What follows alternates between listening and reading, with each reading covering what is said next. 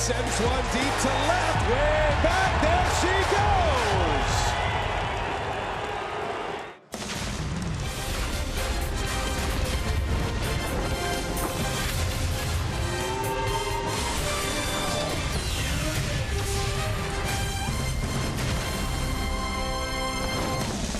The I-94 rivalry continues tonight at Miller Park, Milwaukee. We welcome you. Oh, the tailgating is epic tonight. The Brats are looking good. She's looking good, too. She's ready to eat. Cubs Brewers tonight, game one of this three-game series. Ryan Braun has always been good against the Chicago Cubs. In the lineup tonight, welcoming in the first-place Cubs here tonight. And the Brewers are hoping to keep their winning ways alive against Chicago at Miller Park. Hi, everybody. We welcome you. Great to have you with us at Miller Park. Looking forward to this matchup. Brewers start a long homestand now. They've got 10 games on the homestand, and it starts with 3 against the Chicago Cubs. We'll see the Pirates later as well, Rock. But we're going to see a lot of the Cubs and the Pirates here over this next stretch. Yeah, it started with the last series in Pittsburgh. 30 of the last 72 games are going to be against the Pirates and the Cubs, two of the elite teams in the Central Division and in the National League. But the Brewers so far have been doing a pretty good job against these Chicago Cubs. Only 2-3, but certainly have held their own. They won a series here at Miller Park, and when you play the Cubs with that big offense, you got to make sure that you have good starting pitching. The Brewers have their 3 best going in this series, and it all starts with Jimmy Nelson. Jimmy Nelson coming off perhaps one of his best starts of the year. He beat the Reds, no runs in 7 innings, and when you go back to his last 5 starts, he's only allowed 6 runs in 29 innings of work. However, he's looking for his first ever career win against the Chicago Cubs. He's 0-4 so far. Well, the Brewers took 2 out of 3 from the Cubs at Miller Park last time around. Could have swept them in that series. They've got Jason Hamill to deal with tonight. The king of the potato chip. Sophia will have more on that when we continue from Miller Park. Stay right there.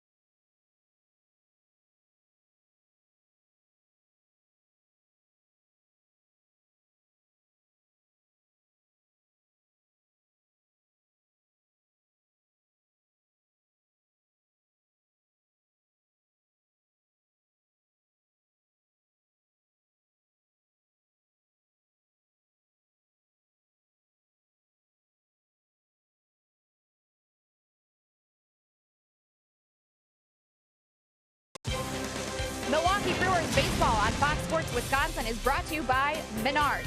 Save big money at Menards on all your home improvement needs. By your local Toyota dealers. Toyota, let's go places. And by Miller Lite, the original light Pilsner. Cheers, it's Miller time. Coming off of a 6-game road trip through Cincinnati and Pittsburgh, the Brewers are finally back home to open up the second half of the season. They're starting their first 10-game homestand of the season here at Miller Park. They're doing so against another division rival, the Chicago Cubs. And back here at Miller Park, I'm Sophia Minert. This is Jonathan VR. He'll be starting in the shortstop for the Brewers here tonight. And similar stories for tonight's starting pitchers. Jimmy Nelson and Jason Hamill had both struggled over their last handful of starts, but both coming off of wins in their last outings. And for Hamill, maybe his fix came from an unlikely source. He had been dealing with some hand cramps. So Cubs team physician Dr. Steven Adams recommended he try some potato chips to help with the potassium, salt levels, carbohydrates. So Hamill did. Pitched a quality start and got the win against the Rangers in his last outing. Got a care package, bags of potato chips delivered to Wrigley Field earlier this week. So Hamill will try the potato chip remedy to deal with those cramps here at Miller Park again tonight. So I don't know if BA and Rock have potato chips up in the booth, but it'll be a lot of fun. Friday night baseball here at Miller Park. We've got first pitch between the Brewers and the Cubs coming up next.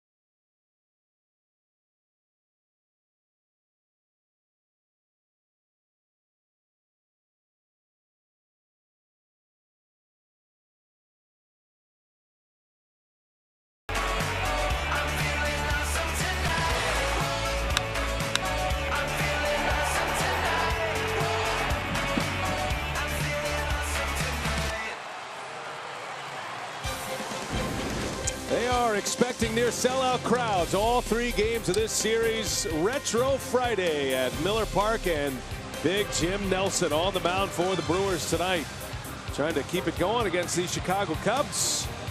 Tonight's game on Fox Sports Wisconsin is presented by Potawatomi Hotel and Casino. First of 3, the Cubs are here, then the Diamondbacks, and then the Pirates. 10-game homestand in all. It is a beautiful night for baseball. A little warm, but easy to get loose on a night like this. 86 degrees. Brian Anderson, Sophia Minert, our reporter, along with The Rock.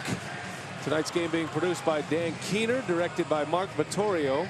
And there is Joe Madden, year number 2 as the Cubs skipper. Took him to the playoffs last year. Had an NLCS loss to the Mets. And they have a very good ball club this year. They're 20 games over 500. Starting play today in first place in the National League Central. Dexter Fowler is back for the Cubs. He returns from the DL tonight. Then Chris Bryant, Anthony Rizzo. In the middle, it goes ZOBRIST, Contreras, and Jason Hayward. Addison Russell, the all-star shortstop, Miguel Montero, and Jason Hamill will round it out for Chicago. And that's the lineup that will face Jimmy Nelson. Yeah, Jimmy throwing the baseball pretty well. He beat the Reds his last time out. He's 7 innings, no runs, and has been pretty good in his last 5 starts, although he's only 1-1. He's allowed only 6 earned runs in his last 29 innings of work, looking for his first ever win against the Cubs. Nelson ready to go. All the pieces in place. And the first pitch of the ball game on this Friday night is up and away, ball 1. And off we go from Miller Park.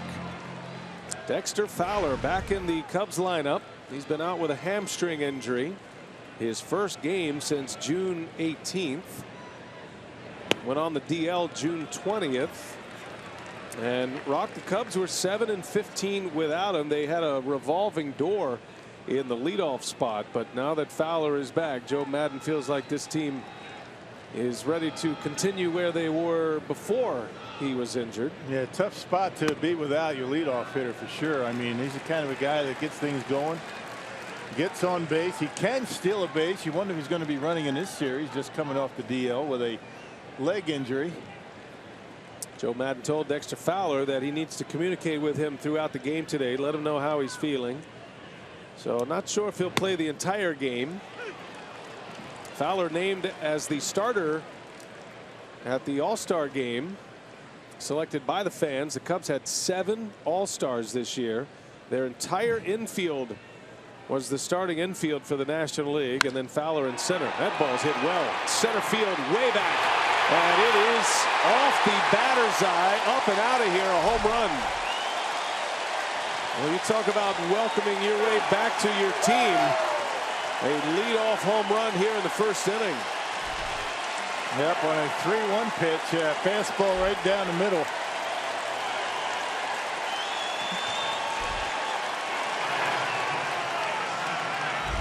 Dexter Fowler, not only is he fast, but he's got some pop in that bat on a 3-1 count. First at bat after coming off the disabled list, knocks one out of here.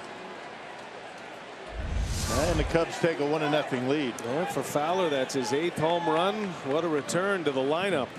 You'll be seeing that highlight everywhere tonight. Here's Chris Bryant now. And a broken bat, little flare out to GENNETT. He misplays it, and Bryant will reach. Yeah, that wasn't hit all that hard, and Scooter just, I think, took it for granted he was going to catch it, squeezed the glove, and came up short on it. Let's check out the Menards defense. Probably going to be an error on Scooter GENNETT. Here's the rest of the defense: Braun, Neuenhuis, and Flores. Perez, VR, GENNETT up the middle. Carter at first, and Lucroy behind home plate. Hernan Perez had a terrific road trip at the plate. So an error on GENNETT. You can't give a major league team extra outs, but the Cubs, one of the most prolific offensive teams in the big leagues, is a team that you have to play tight defensively, and GENNETT misplays that one. A man is on for Anthony Rizzo. Joe Maddon rolls out maybe the best 1-2-3 combo to start a game that you can do in the major leagues right now, with Fowler, Bryant, and Rizzo, and he does that with Bryant hitting second, one of his best hitters, because he likes that early attack. The Cubs are an early strike team. Get on the board early, and then you get that power at the top, and then you got 2 prolific home run hitters coming up after him. Anthony Rizzo coming off a 2 home run game on Wednesday against the Mets. The Cubs, on their last homestand, took 2 out of 3 from the Rangers, the first place Rangers, and then won 2 out of 3 from the contending New York Mets, the team that knocked them out of the postseason last year. So they're coming in playing well. They've won 5 of their last 7, and a 4-2 homestand as Nelson puts it right by Rizzo. Big fastball, and down goes Anthony Rizzo for the first out. Yeah, one of the reasons that the Brewers were able to, to win that series here at Miller Park is the big boys really weren't hitting a whole lot. Bryant, Rizzo, and Rizzo swings right through that slider that kind of backed up, didn't break a whole lot. Cubs only scored 7 runs in the 3 games against Milwaukee here at Miller Park. That's why the Brewers were able to win 2 out of 3. Here's Ben Zobrist, the switch hitting second baseman, also an all-star this year. He and Joe Maddon go way back to the Tampa Bay Rays days. Was an all-star with the Rays. Zobrist signing with the Cubs, got a 4-year deal. He's an Illinois native, and he's right at home not only with the Cubs but with his old manager in Tampa Bay. Zobrist, a very valuable piece. It's one thing you'll see about the Cubs this week. They move their players all over. You'll see Bryant play third. He'll play in the outfield. Zobrist will do the same, second base to the outfield positions. Joe Maddon's got a lot of versatile pieces up and down his roster by design. Yeah, which means somebody gets hurt. I mean, an everyday player might be able to slide over there for a while. You get another guy in the lineup, and Joe Maddon has a unique ability to be able to keep all of his guys involved and get him enough at bats to make them feel as though that they can be productive. And I guess you can do that when you're 20 games over 500. They were able to endure a 1-9 stretch before the All-Star break. Now, they won the last game before the All-Star break against the Pirates. Grinded out a 1-run win that set him into the break. There goes the runner, and the throw to second. The tag is late. Safe is Bryant on a stolen base.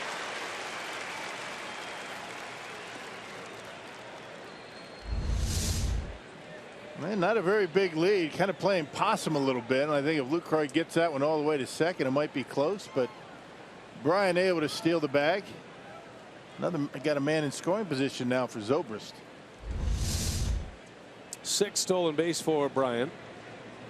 He's at second, reached on an error. 1 away in the inning. We're just underway from Miller Park with Zobrist at the plate, and a ground ball to GENNETT. Bobbles, recovers, and makes the play for out number 2.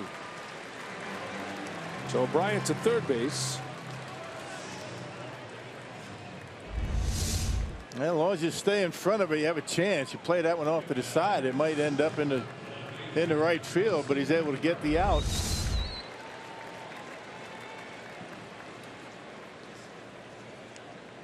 Two gone. Here is Wilson Contreras, the young Cubs catcher who gets a start in left field tonight. Speaking of versatile pieces, you know you're versatile in your personnel when your catchers play the outfield as well.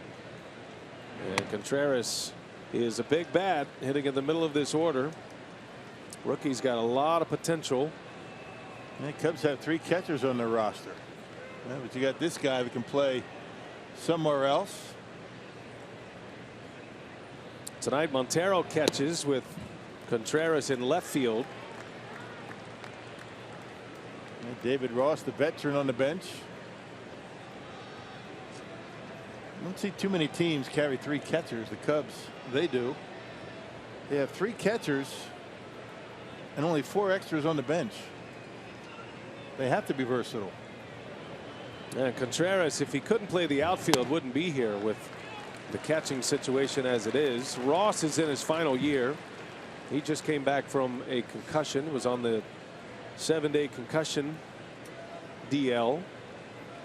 And when he came back, Contreras stayed. Madden's going to let it ride. You might remember the way Maddon worked Kyle Schwarber last year, a catcher who could play the outfield. Schwarber tore ligaments in the knee before the season started. He's out for the season. His name has been in the trade rumors. Cubs are looking to add pieces. Matter of fact, one of their pieces is here tonight. Mike Montgomery is on the active roster, a left-handed reliever. Nelson misses, and Contreras draws the walk. Jimmy having a difficult time locating his fastball. Haven't seen that curveball. Matter of fact, I haven't seen much of that curveball in his last couple of starts. A lot of fastballs, a lot of sliders. That's a pitch he really needs. He needs to be able to command that curveball. That's a difference maker for him, especially against lefties.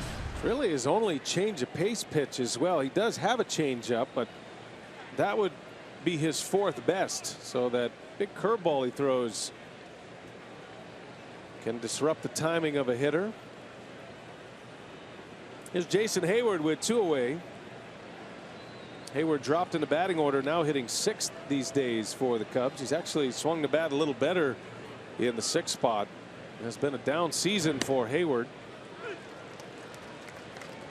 Joe Maddon did say he is liking what he's seen lately from Heyward. The ball is getting in the air a little bit more, the Cubs skipper says. And we've seen Heyward in the past have a difficult time pulling the baseball. A lot of hits, a lot of flares in the left field, and last time we saw him, though, he was turning on some pitches. That was a while ago. You're talking a long time ago. The Brewers and the Cubs have hooked up. He's a great outfielder, can play right and center, and he gives you a lot out there. But his OPS right now, you combine his on base and his slugging, is around 650. That is very low for a guy who signed an 8-year deal with the Cubs to provide some offense along with his Gold Glove caliber defense. Yeah, when you consider Jason Hamill, the pitcher's at 555 in that same. So yeah, that's not very good. There's Hamill. He's already got a run on the board, has an early lead. Fowler went deep. Jimmy Nelson trying to grind his way through this 1st inning. 2 outs and the 0-2. A shattered bat. Carter's got it. And that'll be that in the 1st. But the Cubs strike. They get a leadoff home run from Fowler. 1-0. Brewers coming up for the first time.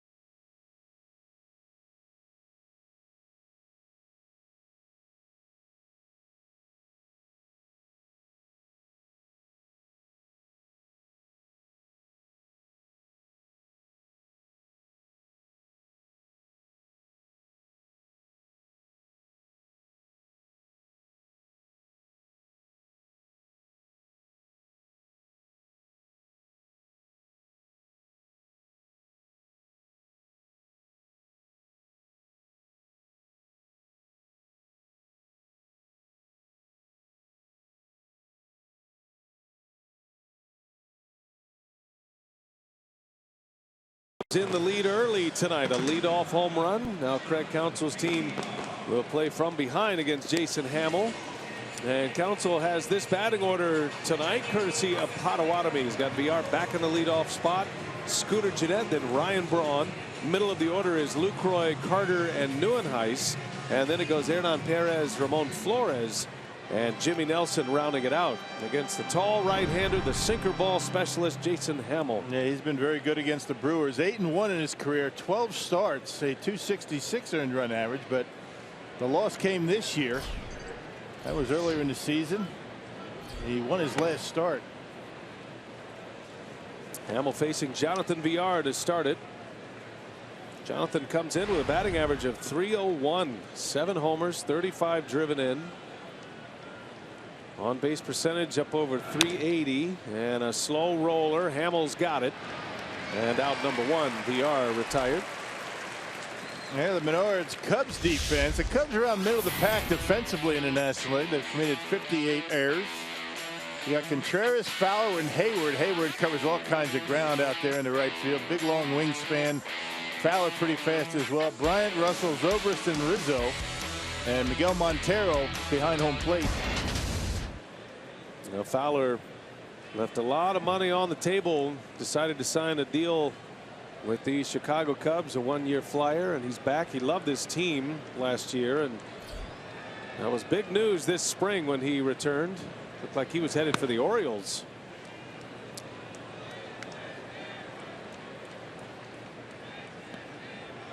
Scooter Gennett now with one away. Scooter comes in batting .258. Does have 8 homers.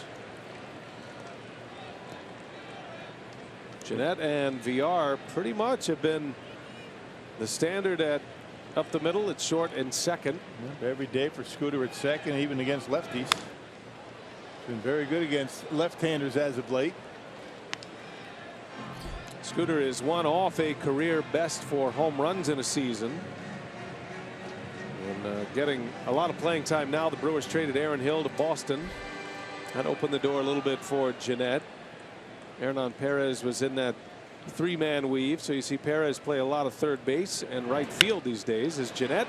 And look at Russell Pickett. Got it before it hit the ground, and a line drive out. One of the slick fielding shortstops. You can see he gets himself in good position, a little crow hop to get himself ready and able to grab it right before it hits the ground. Addison Russell pretty good defensively. 9 errors this year. Cubs actually very solid up the middle. Russell, a first-time All-Star this year at age 22, and part of this great young wave of 23 and under shortstops in the big leagues.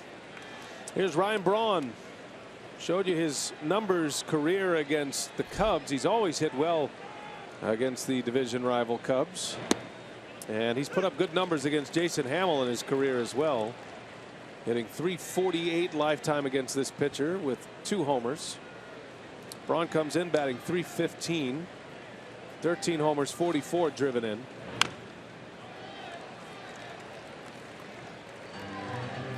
Yeah, those are the career numbers for Ryan Braun, and you figure 125 games, certainly less than what would be a full season, and he's got .337, 23 and 95 on the board against him. Yep, and he's always hit well at Wrigley Field. He loves hitting there. Look out. Hamill threw it behind him. It's like some sort of off-speed pitch that slipped out of his hand. Yeah, the changeup. Yeah, he doesn't throw many, and kind of surprised he's going to throw one to Ryan. I don't know how that didn't hit him. I thought it did, but he saw in a replay. Behind him, not even close. Hamill basically fastball slider. So an unusual changeup to a right-handed hitter.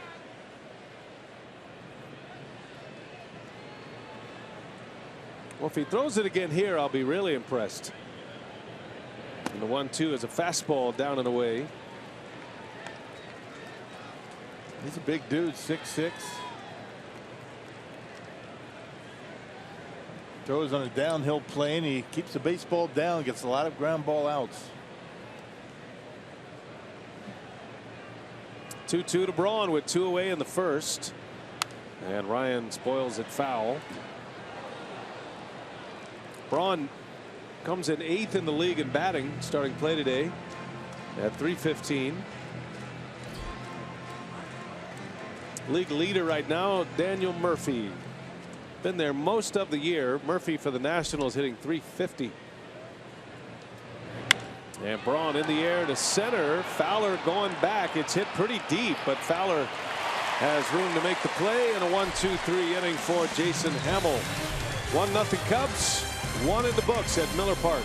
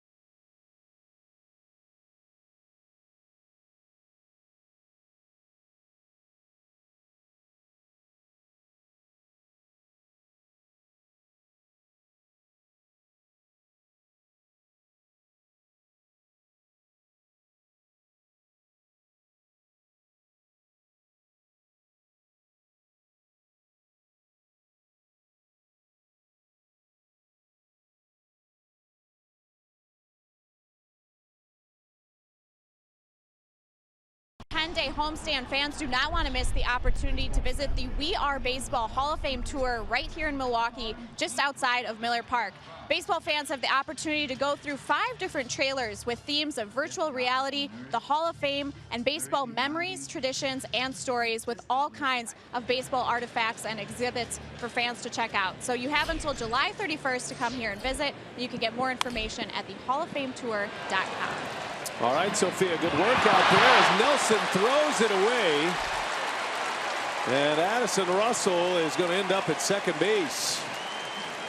Boy, what's going on with the Brew Crew tonight? That was about as routine as it gets. Now, you don't see Jimmy do that too often. He fields his position pretty well. Maybe he's got a lot of sweat going on those hands, but that's the tough part of the play. This is the easy part right there, not even close to Chris Carter. It's awfully difficult to miss Chris Carter as big as he is. He made a good play to catch the grounder and then just slipped right out of his hand, I guess. And he can't make errors and beat the Cubs. He just can't do it. Brewers have an error in each inning thus far.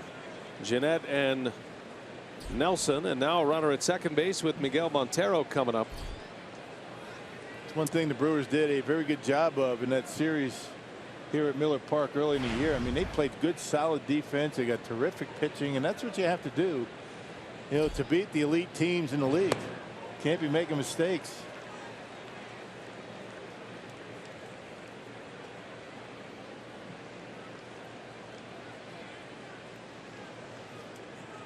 Montero in the 8th spot in the batting order for the Cubs.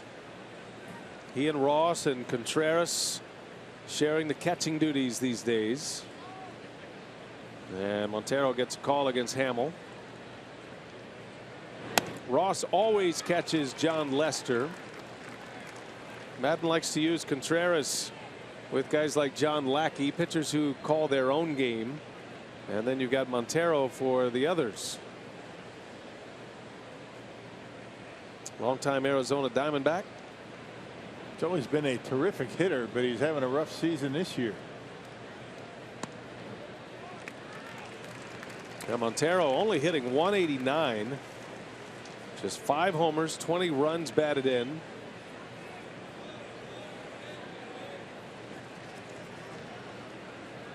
Nelson has fallen behind him 3-0 with the pitcher coming up next.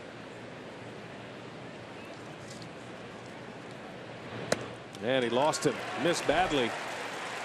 So an error and a walk, and the Cubs are threatening quickly here in the second inning. Hey, today is No Fee Friday through midnight tonight. The Brewers are covering the cost of all ticket transaction fees, meaning you can get tickets to any remaining Brewers home game this season without paying ticket fees. To get your no fee tickets, visit Brewers.com before midnight tonight. No Fee Friday.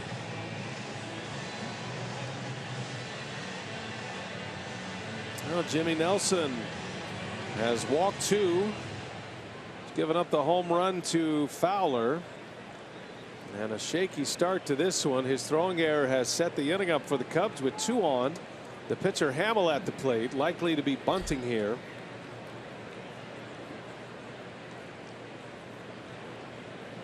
Brewers are creeping in on the corners.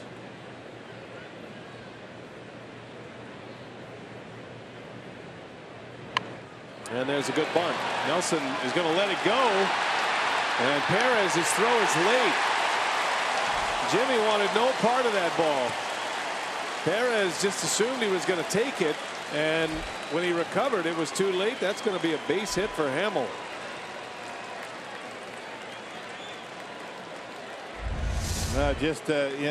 Not sure what's going on out there, but this is certainly a ball that Jimmy's got to handle himself. Perez thought so.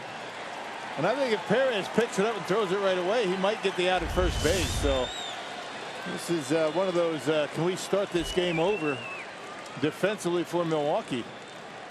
It's going to go as a hit, but it's an error. So the bases are loaded, nobody out, back to the top of the order, and Jimmy Nelson and the Brewers are in all kind of trouble now. You got Fowler up, Bryant to follow. And a spot where Nelson is in desperate need of a strikeout or a double play. Fowler is very fast, but can't imagine he'd be running 100% Even though he went through the full rehab schedule with that hamstring, sure he's trying to ease his way back. There's a good breaking ball for a strike. Yeah, that's a good curveball. That knuckle curve that Jimmy throws so effectively, and that was a good one that time.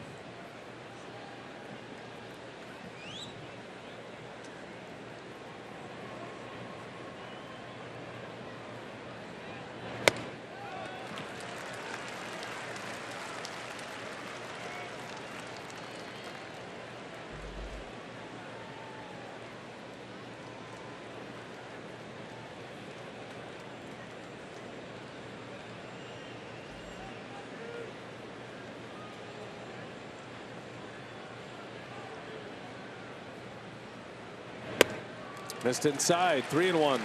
Nowhere to put him. Well, in this same count that Fowler hit his home run last time up, 3-1. Got a fastball down the middle. Fowler went to straightaway center. Well, you got to make a big pitch early if you're Jimmy Nelson. High stress pitches already. And Fowler shoots one inside the line, a base hit. In to score is Russell. Montero's right behind him.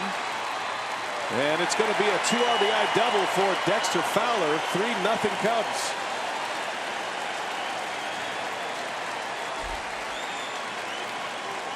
Pretty good way to come off the disabled list. 3 RBIs in your first 2 at-bats. And Fowler slicing that one on a 3-1 count. Just inside the third baseline, and not a good start for Milwaukee. That's an understatement. They got 2 errors, another misplay. Only 2 hits coming from Fowler that have produced runs. He's got 3 of them already. Quick trip to the mound for Derek Johnson. And Nelson is staring down the barrel of a big inning now. Nobody out, 2nd and 3rd, and Bryant coming up. Rizzo to follow.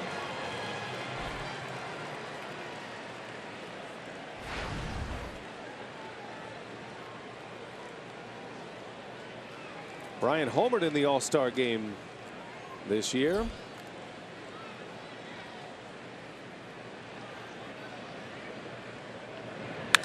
And a hot ground ball right to GENNETT. He's got runners held up now. And the throw to the plate. They'll get the out. The pitcher Hamill wasn't quite sure what to do. He did the right thing. I mean, you'd rather have Fowler at third than the pitcher with 1 out. Had they both been standing on third base and they tagged both of them, Fowler would be the one that was out. So pretty good base running. He's probably told to do that by the third base coach. And with 1 out, you'd rather have Fowler at third than Jason Hamill. Bryant was hustling all the way. He ends up at second base. And so it's Bryant and Fowler aboard with 1 away. And here is Anthony Rizzo. Got a base open at first. Nelson struck him out with a slider in the 1st inning. And let's see how aggressive he will be with Rizzo at the plate. He's coming right at him. Not messing around, throwing that same pitch, the slider. Stands right on top of the plate, just dares you to come inside on him. Think about Rizzo. He stands right on top of the dish, but if you pitch him in, he'll hit it hard and keep it fair. Can't get much closer to home plate than that. Has been very tough in these spots, hitting over 360 with runners in scoring position. Second only to Stephen Piscotty of the Cardinals in the National League. Piscotty's hitting .417. Rizzo, that strikeout in the 1st makes him 4 for 20 career against Nelson. That includes 5 punchouts.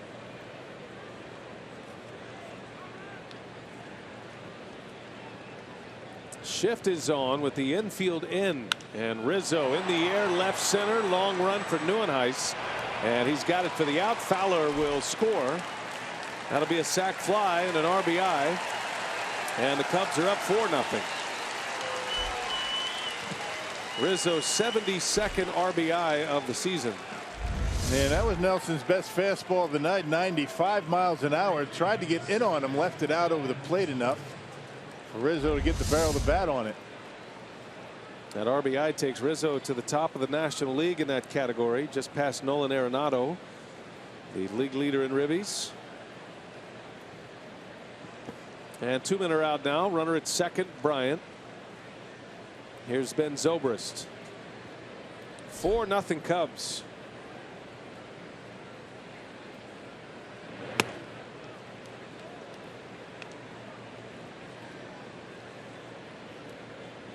Zobrist, a switch hitter, hit one sharply to GENNETT last inning.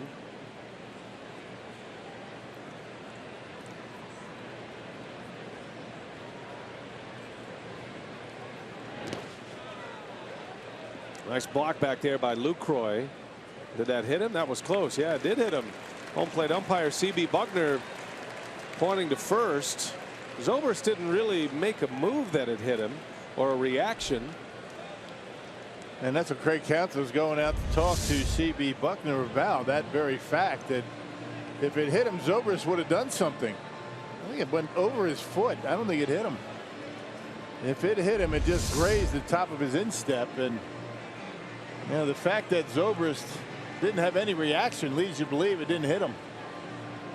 You can tell Counsell does not like what C.B. Buckner is giving him here. The explanation probably has something to do with a reaction by the hitter if you're hit by a pitch. That's not even close. I mean, look at that. I mean, look where it hits. Hits right in here. I mean, that's not even close. And that's why Zobrist had no reaction. Crew chiefs over at first base, fielding Colbreth. And Buckner staring in. They may want to. Here comes the crew chief now. Not sure if Counsell wants to review this or not. He says no. Hit by pitch is reviewable. Not sure there's enough. You saw where it hit, but did it graze the top of the foot? That's the question.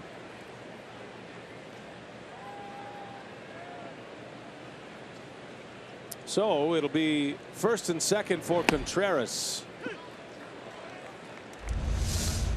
And I'm just guessing here, but Counsell's visit to home plate was probably something along the lines of why do I need to use a challenge here? I want you to confer or make a better call.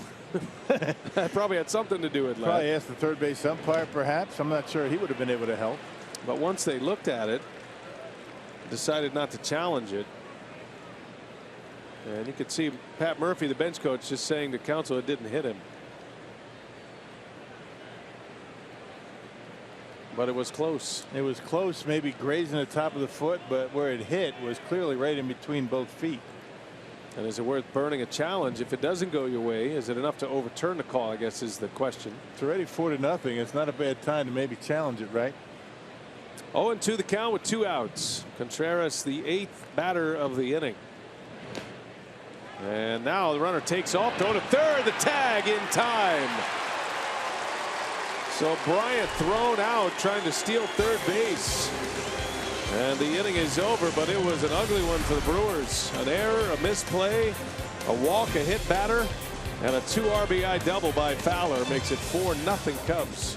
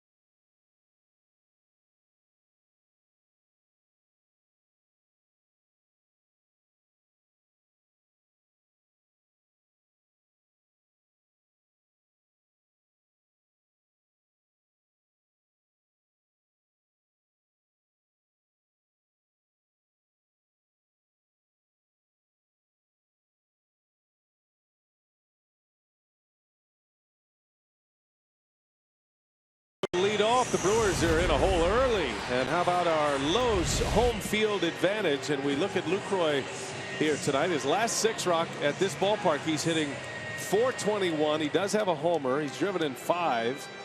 And an OPS that is way up there. And he's just on a great run at the plate right now. His last 12 games, he has been fantastic. Well, the other games before that haven't been too bad either. I mean, Lucroy all season long, very consistent at the plate, driving in runs, getting on base. He's just been the complete package this year. Defense, offense, you name it.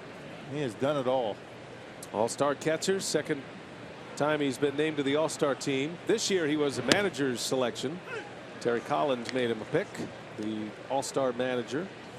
And Jonathan said he was able to enjoy his All-Star experience a lot more this time around. First time around was his first All-Star game, but he was also the starter after injuries to Molina, so there was a lot more to deal with as the starting catcher, having to game plan with your pitcher. And the first time's always the toughest. I mean it's enjoyable, but I think you know, you're really caught up and focused, and you really don't, you're not able to sit back and really enjoy it like he said he was able to do this year. 2 balls and a strike on Lucroy. Hamill misses low, and the count goes to 3-1. Brewer offense doesn't have to worry too much about strikes on the inside corner with Jason Hamill. He is going to be predominantly fastballs, sliders away, do the same thing to left-handed batters. And slider down and in on lefties. But when you talk about fastballs, pretty much everything he throws for strikes is going to be away. He doesn't really want to challenge you inside. Hamill coming off a very good start against the Texas Rangers. And he jams Lucroy. Roller over to Bryan at third, and there is out number 1. And what does he do? He jams Lucroy inside, but it wasn't a strike, right? It was up and in. Lucroy went after it. Scouting report has always been on Hamill. Look away. That pitch up and in. Lucroy goes after it and becomes an easy out. It's always fascinating watching grips of pitches for guys like Hamill, who is a sinker baller, and he throws a 2-seamer, but he throws it across the laces on a 2-seam. And with that big frame of his at 6'6", he gets a lot of torque. Carter on the first pitch pops it up, easy for Rizzo. 2 outs in the inning, and 5 in a row retired by Hamill. There's that slider. You see the dot on that baseball as that gets in there, and that's what had Carter out in front. Takes a little off. He's got that subtle movement going away from him. Hamill's been very consistent all year. He had one horrendous start. That was 3 starts ago. Gave up 10 runs in 4 innings. When I talk about an earned run average buster, that was it. That's a very good rotation for the Cubs. They have a strong 5. They have a big 3 as Neuenhuis tries to bunt his way on. Jake Arrieta, Cy Young Award winner last year, fronts that big 3. And then John Lester, John Lackey coming over from the Cardinals. Now the Cubs want to continue to add pieces as well. I think last year the Cubs were a great story, certainly. Joe Maddon's first year in Chicago, and it was a feel-good story around the country to see the Cubs, who have had all of this losing and all of these bad breaks, tough breaks, heartbreak. But I think this year, Rock, expectations are really high, and the way they started the season, those expectations were ratcheted up even more. This is a team that expects to go to the World Series. I think the Cub fans expect to win the World Series. I think anything short of that is going to be a disappointment. Those are heavy expectations to have to deal with. But I think if any one manager can, you know, navigate his team through all that, it's going to be Joe Maddon. He does a good job of deflecting a lot of the pressure. Does things his own way, sometimes unorthodox, but it has always worked for him.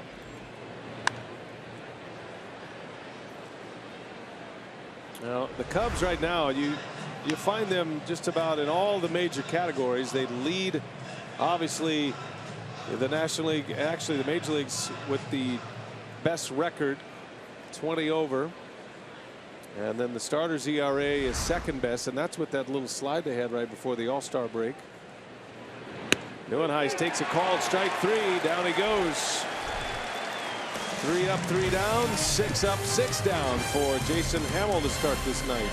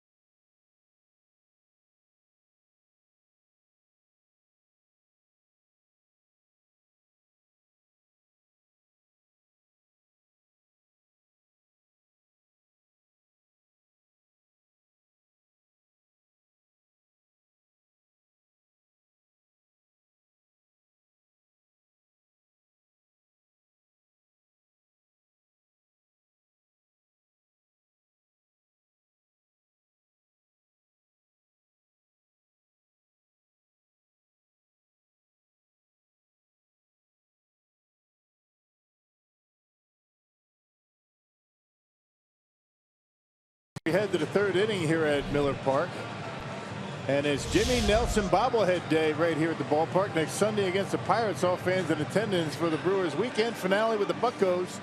We'll get a bobblehead of Brewers starter donning the Crew's pinstripe uniforms courtesy of Associated Bank. Reserve your spot at Brewers.com. Just like the ones he's wearing tonight, the retro Friday pinstripes. Now Nelson back to work. He's had a tough couple of innings here. He committed an error last inning that set up the Cubs second. Cubs scored 3 runs in the second inning. 1 was earned. So they've got 4 on the board, 2 earned, 2 unearned. And Nelson trying to settle things down here a little bit. Contreras was at the plate when Bryant was thrown out by Lucroy to end the last inning. Not a caught stealing, by the way. That just goes as a 2-5 put out as Bryant was trying to run on the pitch in the dirt. Yeah, running on the wild pitch. He didn't take off right away, and that's why it wasn't a caught stealing, but a good play anyway, getting the Brewers out of a tough jam.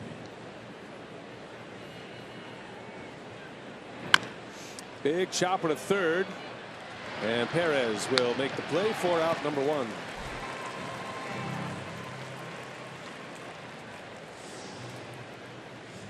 Here comes Jason Hayward. Full day of games across the big leagues tonight. We'll be keeping an eye on a lot of these ball games tonight with postseason implications as we start to move into the last couple of weeks of July. Wild card race starting to dial in now. Cubs are the division leaders. They've answered their struggles right before the All-Star break, losing 9 out of 10 by winning 5 of their last 7. Cubs are up 6.5 over the Cardinals in the division, and then the Pirates are 8.5 back. And who would have thought it was the starting rotation that was the culprit in that stretch, right? Arrieta was kind of more human than normal. Well, Lester was inconsistent, and I guess those guys were due for that, right?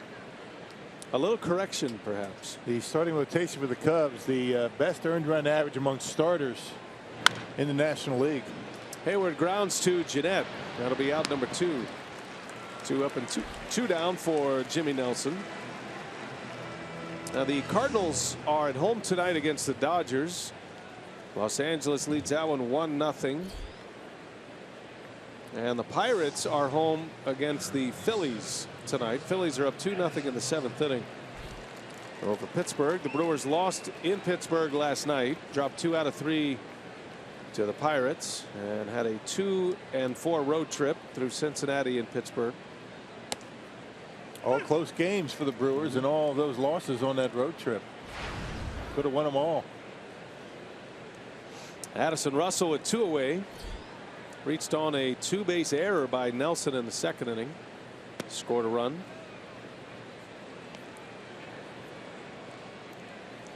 Now we got the trade deadline coming up at the end of the month.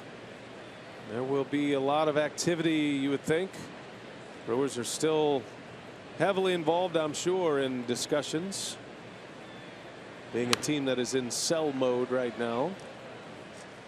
Have a chance to visit with David Stearns down on the field before the game. He's certainly feeling good about things. He's optimistic that he's going to be able to make impact trades or not. If not, then he'll have the players that he wants here. So yep, said he had to come down on the field and hang out around the batting cage to clear his head a little bit. He's been on the phone a lot. We'll have him on the air tomorrow. We'll talk about the trade deadline.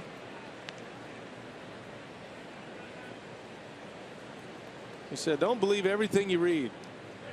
And then he said, but you can believe some of the things you read. He's pretty good about. I'm just not going to tell you what's true and what's not. Well, it's got to be exciting for him, though. I mean, this is the first year with the new regime, with David Stearns as the GM, Matt Arnold, the assistant general manager. Zach Manassian, the scouting director, has been very busy right now with all of his scouts, employing them throughout minor league systems, checking prospects. So this is a really important window for the Brewers moving forward as you try to rebuild the organization. Work never ends for those guys, right? The decision makers up in that club level. And a swing and a miss, and Nelson comes back with his best inning. He needed that one. 3 up, 3 down with a strikeout. 4-0 Cubs. The Brewers are coming to bat.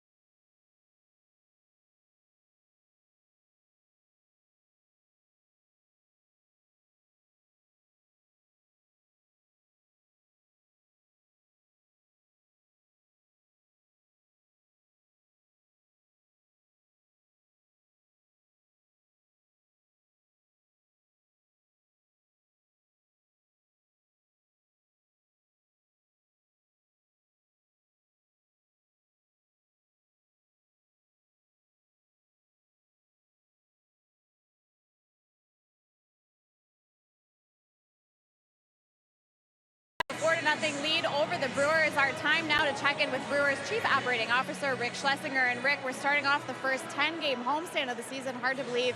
Very busy week here at Miller Park. First of all, Cubs obviously in town this weekend. Looking ahead, Diamondbacks, Pirates. There's tickets available for the homestand. Yeah, the tickets for this weekend very limited. We've got a lot of fans here. We'll be sold out all 3 games. So if you want to come to the games on Saturday and Sunday, I would buy early and buy now and probably standing room only at this point. And if fans are looking for plans up before tomorrow's game, we want to encourage them. The Brewers block party coming back tomorrow afternoon. Right, we've got a lot of players coming to Elm Grove, to Village Park in Elm Grove, so it's free food to the first 500 guests and autographs and some games, and I'll be cooking the brats and the dogs, so if anyone wants to see me cook or try my hand at cooking, tomorrow would be a good idea. That's definitely worth showing up for. Free food made by you and some of the Brewers players as well. And looking ahead to next weekend, of course, 90s night. We've been talking about it a lot. And also Jimmy Nelson, the bobblehead giveaway. Special Will Smith t-shirt for 90s night next Saturday night. And this is part of a theme night ticket package. So not every fan. And of course, every fan does get the Jimmy Nelson bobblehead on Sunday the 31st. All right, thanks Rick for your time. Certainly a lot of reasons for fans to come out to Miller Park here. Again, you got 10 games, the first 10-game homestand here this season, guys. All right, thanks a lot, Sophia. Thanks to Rick. Good update there, and a lot of fun on this homestand this week with the Diamondbacks and the Pirates following the Cubs. I mean, you're kind of a grill master. You got any tips for the boss there? I don't have any tips for Rick. I mean, I think he's got it well in hand. Really? I'm sure he's been doing a lot of grilling at home. I'm sure he hasn't. No, he has. I guarantee it. There's a base hit to right. Hernan Perez with the first hit of the game for Milwaukee. I guarantee he's got his own grill. Right? I mean, his own grill comes with somebody that grills for him, though. I mean, he's the top man for a Major League Baseball team. But he's a regular guy, believe me. He's a griller. Yep. We should break out Bill's grill once again. That was good. I had a good time with that. Back in the old days. I did. I had a good time with that. I feel like you could do a cookbook to follow up your current book, If These Walls Could Talk, written by Bill Schroeder and Drew Olson. I don't know about that, but did you try any of these cannolis that we got? Not yet. I didn't know we got delivered cannolis. Oh, you did. I saw the cream puffs. Cream puffs from State Fair. I don't know how, Jim Lombardo was able to swing cream puffs already, but the cannolis are from Festa Italiana. Oh, I see. That's going on down on the Summerfest grounds. What a great time to be in Milwaukee. Yeah, good times. We're going to be down there tomorrow. Festa Italiana down on the lakefront. Perfect way to spend the day, and then you come to Miller Park for the evening activities. Flores pops this one up, and Russell's there for out number 1.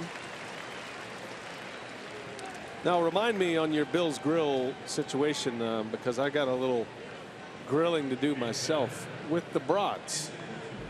Are you soak them in the beer before you cook them or after? Well, yeah, that's a big controversy. Everybody has their own way to do it. I like to grill the brats and grill about halfway done. And then stick them in the beer and onions and let them simmer there for. They could sit there all day as long as you keep adding beer. Which, you have beer at home?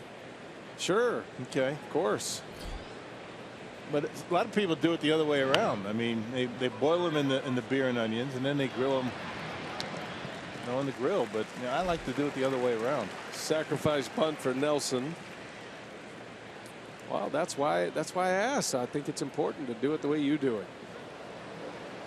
I'll tell you why, especially when you have a lot of people at your house. You grill them up, halfway done, stick them in a big aluminum pan with beer and onions, cover it up, keep it on the grill as low. And those things will last all day as long as you keep the beer in there. And halfway done looks like what? It's a touch thing. It's just a feel. Not blackened. It's like a steak, you know when a steak's halfway done, you just kind of touch it. Yeah, I know. Do you cut yours open? You do, don't you? No, You cut it never. open, juice all Never. flies out. No. If you're checking, you're not cooking. No. You got to know. You just got to know. I'm working on my grill lingo. Intuitively, you have to know. Jonathan VR with 2 away, trying to deliver a run here. Brewers could use a quick strike from VR. Down 4-0. VR's been good in spots like this. Runners in scoring position. He's hitting .356. But I do recommend the cannoli. I'm going to have to. I mean, big time. Jump in there between innings. Now that we've appeared on camera, the cannolis are free game. Right. You have to worry about the shirt. Great food here in Milwaukee. There's nothing like summer in Wisconsin. No, you're right. Got some friends visiting from out of town. They'd love it here. Great time to be in this city. There is a national beach volleyball championship going on. A youth beach volleyball championship. Bradford Beach, yeah. Yeah, you got the festival, Italian Fest down at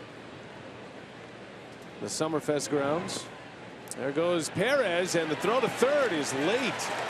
Perez got a great lead, and then when he saw that pitch in the dirt, he was off. Yeah, kind of risky. Trying to steal third base with 2 outs. Or I should say, take that extra base.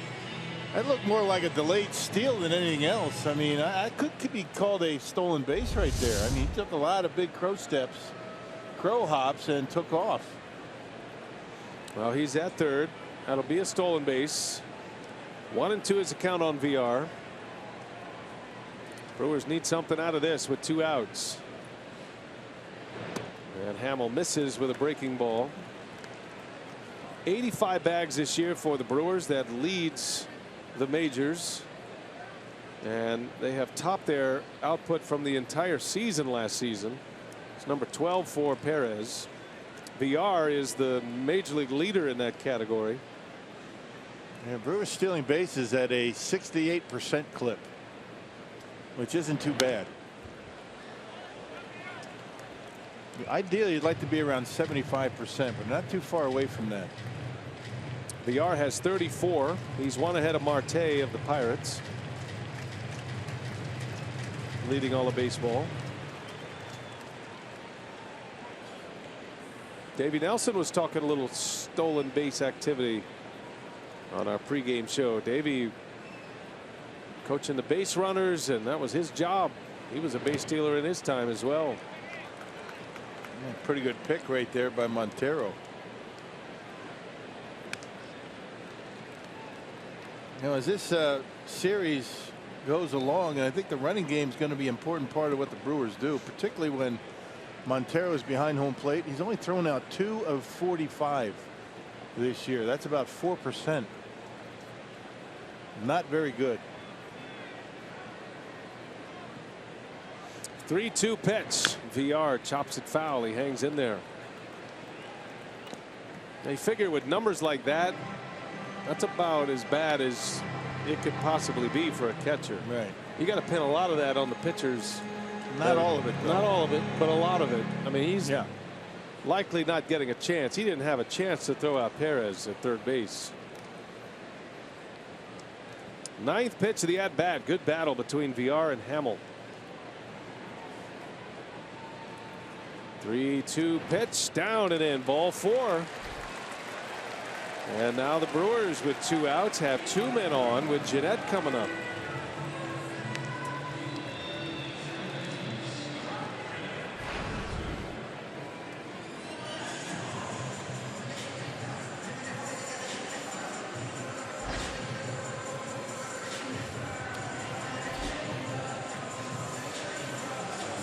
First and third, 2 outs. The 2-hole hitter Scooter GENNETT, who lined out his last time up, hit a bullet to the backhand of the shortstop Russell. GENNETT with pretty good numbers against Hamill in his career. He's hitting over 300 and a decent sample size. He's 6 for 20 now, lifetime. And a good at bat his first time up tonight. Line drive to short. GENNETT homered on the last road trip in Cincinnati. Sitting on 8. Check on VR. Close play. Wow. Boy, VR almost. Yeah, he can't get picked off here. This is going to go to review potentially. They're going to take a look at it. That's a heck of a job by VR to get back. Look where he grabs the bag.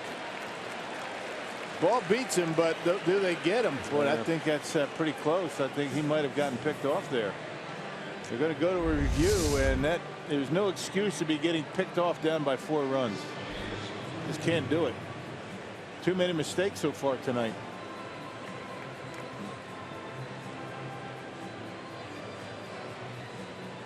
He did his best to try and grab the outfield side of the bag, but that was quick feed by Hamill. Ball beat him, but was the tag in time? Crew chief Field Colbreth was also the calling umpire. The umpire with his back to us. Brian Honora joins him. And they're showing the images up above. We're going to have a quick resolution here. And the call is out. Boy, Jonathan Villar picked off, down 4-0. No reason for it. Inning is over.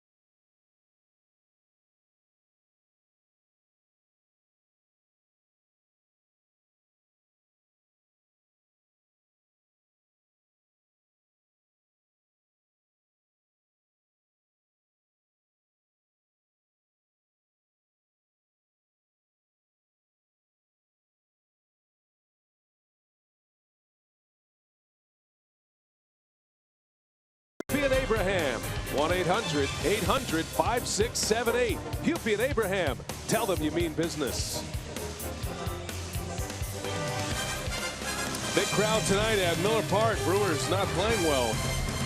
And they are down 4-0. A lot of mistakes in this game. A pickoff at first base, down 4-0. And the inning ends with a hot hitter in GENNETT at the plate. He'll lead off next inning. So here we go to the fourth.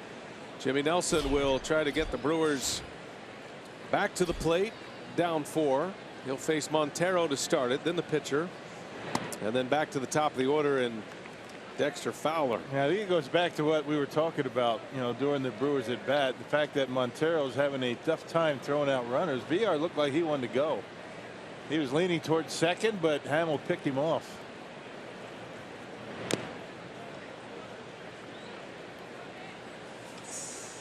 Well, Villar has done a lot of great things this year. He's certainly come a long way and turned himself into an everyday player. And he looks like a guy that has a chance to be an impact type player. But he still makes a lot of mistakes on the base paths.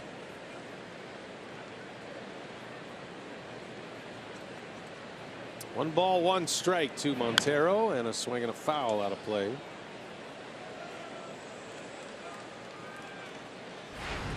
Montero walked and scored in the second.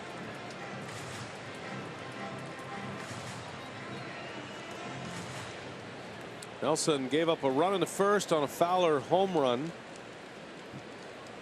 Jimmy stranded 2. Cubs got 3 in the second inning. Montero in the air to left, routine for Braun. And there's out number 1. Well, you can have live broadcast, scoring updates, breaking news, and more right at your fingertips with MLB.com At Bat, the official app of the Brewers. Download At Bat today, free for your smartphone or tablet. Full slate of games in the big leagues tonight. 15 games, all 30 teams in play on a Friday night. Every game is in progress with the exception of one. Rays A's. I always think about that in the replay review center in Chelsea, New York, when you have 14 games in progress right now. When they went to that review with VR, think about there's only 2 4-man umpiring crews in that facility. And if you have more than one review, it can get a little tight in there. There's a pop-up, foul territory. Carter's going to give it a look, and he's got it for the out. 2 up, 2 down for Nelson, and he's retired 5 straight now. Guys running all over the place in Chelsea trying to figure out, you know, how do you cover all those games. But then when they're all over and then you have the one game. Yeah. Piece of cake. Who gets to stay? Good point.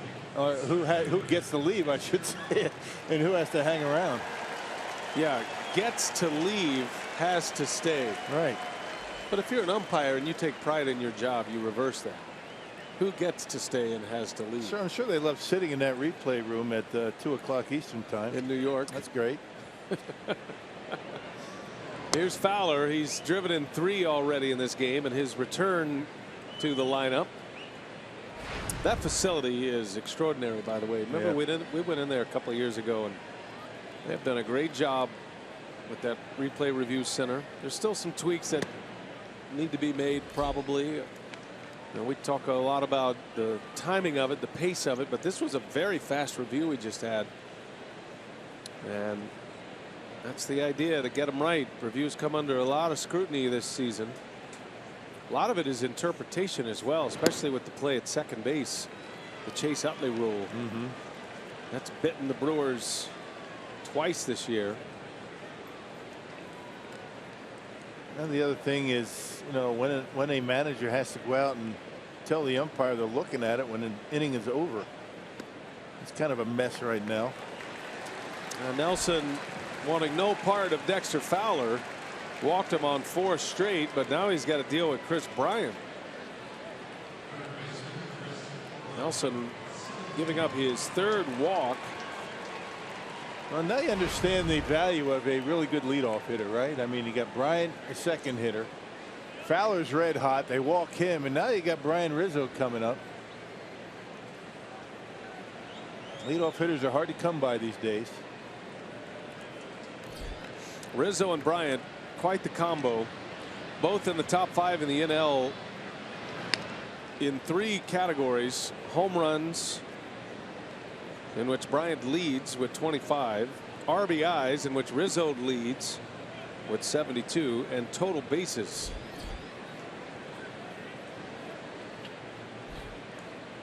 Becoming one of the great tandems in baseball.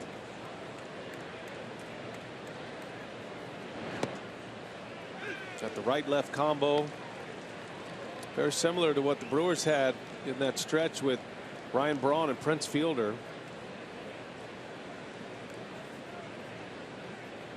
Power, RBIs, batting average, youth at the time when Braun and Fielder were first together, beginning in the 07 season, and a couple of playoff runs for those two, 08 and 2011. Down the left field line, that is going to fall fair, and Fowler on his way to third base will be held there. Bryant with a double. Didn't hit it on the barrel, but he still sent it into the corner. Did a really good job pulling the hands in and getting it fair. I mean, not a bad pitch, but a good hitter able to handle a good pitch. This pitch is inside on Bryant, and watch the way he's able to pop the hips open. Didn't get all of it, but enough of it because he's so strong, you know, to get it fair down the left field line. So, you know, you want to be careful with Fowler, right? You walk him because he's hot. You know, and now Anthony Rizzo coming up with a couple of men on. Base open at first. Same scenario presented itself in the second inning, and Nelson went right after Rizzo. Ended up as a sacrifice fly in the second. 2 outs in this inning. 2 on. Rizzo, a swing and a miss. Breaking ball from Nelson. Sometimes those sliders coming in on Rizzo, you feel as though they're going to hit him in the leg when he swings at them. That's how close he is to home plate. His stance, where he stands, looks exactly like Chase Utley. The difference is Utley's twice, or rather Rizzo's twice as big as Utley. He's even more of an imposing figure. Back in on the hands, and it's 0-2. Another slider from Nelson.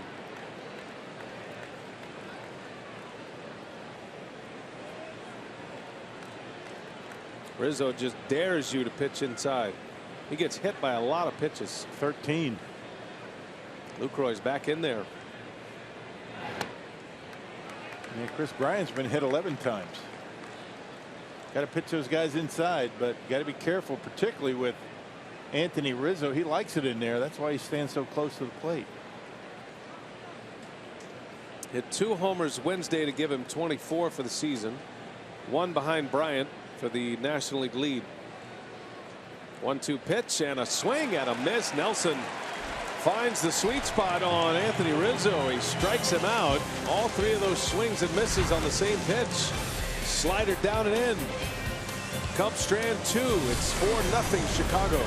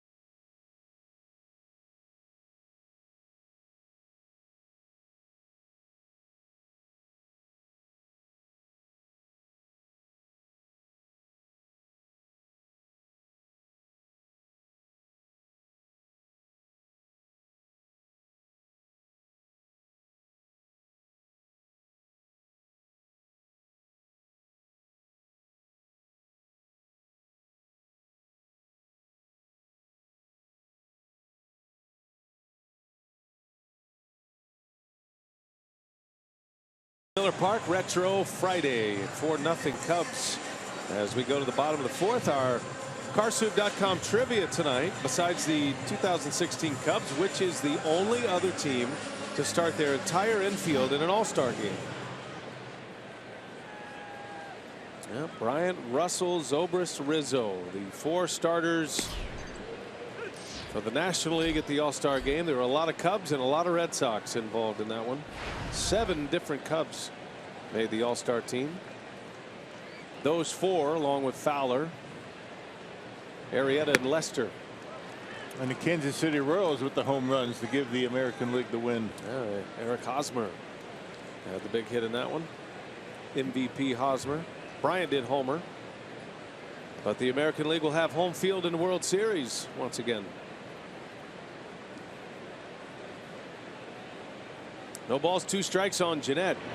And down he goes. A strikeout for Hamill. His 2nd.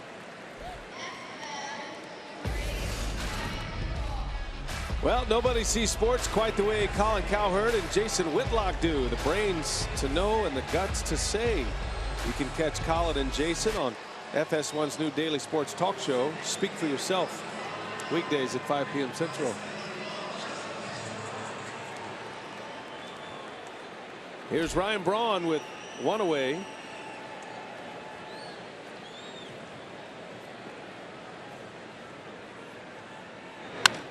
And a high fly ball, center field. Fowler is back, and it is gone. Ryan Braun knocks one out of here. Braun's first home run in July. His 14th of the year.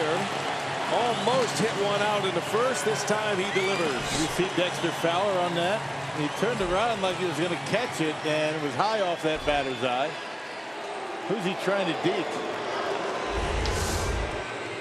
Well, Ryan Braun gives this one a charge. Pitch up in the zone. He levels on it and knocks it out of here into center field. Powerball home run count number 14.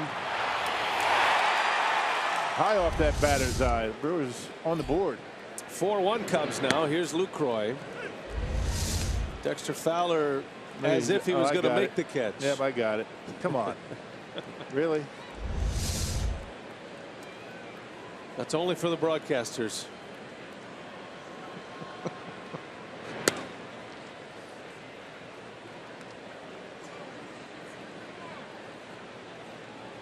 Ryan Braun with his first homer since June 29th against the Dodgers here at Miller Park.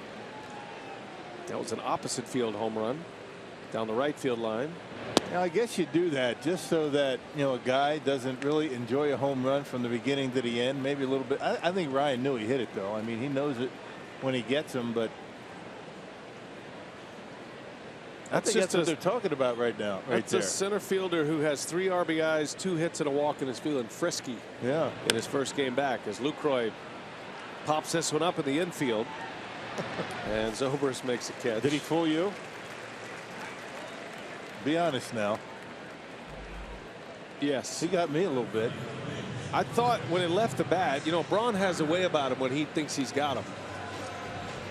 And then when Fowler like stood there, maybe glove up, you're thinking, I didn't see that right, but yeah, he wins. Hey, he tugs the jersey, does Ryan, when he feels like he got one. Did he tug the jersey? I didn't see that part, but I just saw the gate. You're right, though. He does have a little tug of the jersey when he knows he's got it. Although he's done that a couple of times this year and not hit him out. Yeah, but it's deep. I mean, sometimes he's wrong, but most of the time not. All right, let's see here. Now, no, he's running. There it is. Come on, a little late, but he did it. He did it. Good call, Rock. Well done. 0-2 to Carter. And a called strike 3. Carter is rung up. The inning is over. But Ryan Braun goes deep. And it's 4-1 Chicago. The Brewers finally get on the board. We head to the 5th at Miller Park.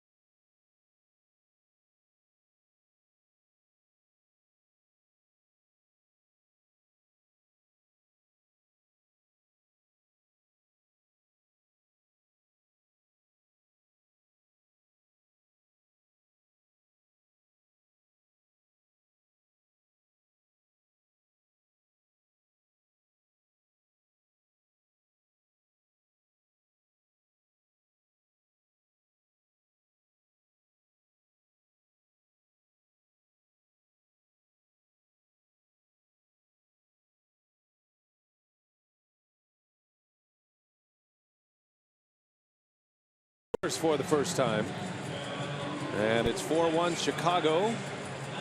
Carsoup.com trivia. We're looking for the other team, the last team before the Cubs did it this year, to have an entire infield as their starting infield. That would be the 1963 St. Louis Cardinals. Ken Boyer, Dick Grote, Julian Javier, and Bill White, who would end up as league president at one point. Bill White. So Boyer, Grote, Javier, and White. The last to do it this year, it was Bryant, Russell, Zobrist, and Rizzo. Yep. Bill White used to do Yankee games on TV. Jimmy Nelson back to work. ZOBRIST takes a strike, and it evens at 1-1. Did he work with Scooter? Scooter and Frank Messer. Scooter Rizzuto. Yeah, back in the old days.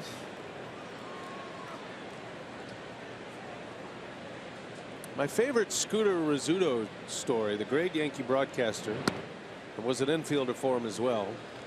Two things that come to mind when I think of Scooter. In his scorebook, when he would call a game and he would write it in, if he just decided that he didn't want to pay attention anymore and something happened in the field of play, he wouldn't necessarily ask what happened, what the score should be. ZOBRIST grounds to VR. There's out number 1. He would just put in his entry WW, which stands for wasn't watching. So right there, ZOBRIST, you know, a 6-3 put out. He wouldn't bother with that. He would just say WW.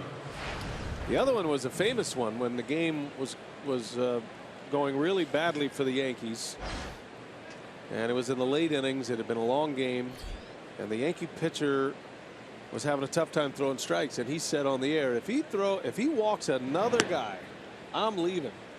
And he walked him, and he left. He just left the broadcast. I'm thinking that's an option moving forward here, partner. I'll tell you, if you Phil Rizzuto, you can get away with it, right? That was great.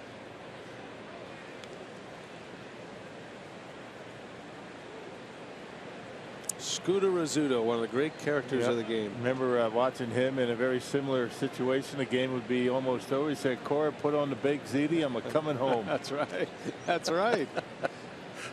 Contreras at the plate, and a ground ball to third. Perez will make the play for the out. 2 gone in the inning. Where does the Mike Vasallo number 10 tattoo on his arm rank up there amongst? Amongst Scooter Rizzuto's career accomplishments? Right, yeah. Where's that rank? It's got to be at least top 1,000. Now, the fine media relations director of the Brewers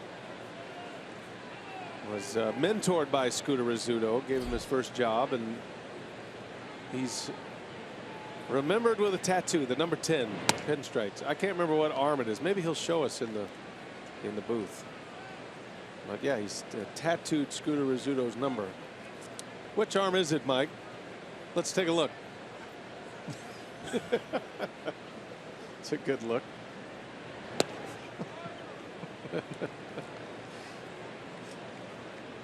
Cubs fans will remember Harry Carey with the famous "Holy Cow," right? Well, Scooter Rizzuto, that was his call. That was one of his trademark calls was "Holy Cow," with a bit of a New York tinge to it. Called Roger Maris's 61st home run. No, they actually have the bat that Roger Maris hit that 61st home run in one season. At this traveling Hall of Fame show here at Miller Park. Very nice. Outstanding. I went there today. Got to go see that. I'm going tomorrow. Be there before the game. 2-1 pitch. And it's 3-1. Here's what I recommend for fans who want to do this. Yeah. If you're coming to the game tomorrow, this Hall of Fame exhibit is in the parking lot. So you can come, you tailgate, you got to go get your tickets online, Baseball Hall of Fame, the tour, and then you tailgate, then you go to the Hall of Fame, then you tailgate some more. It's a great day. Hey, look at this play by Carter. Holy cow. And Carter makes the play to end the inning. Pinstripes and all. Jimmy Nelson with a 3-up, 3-down 5th.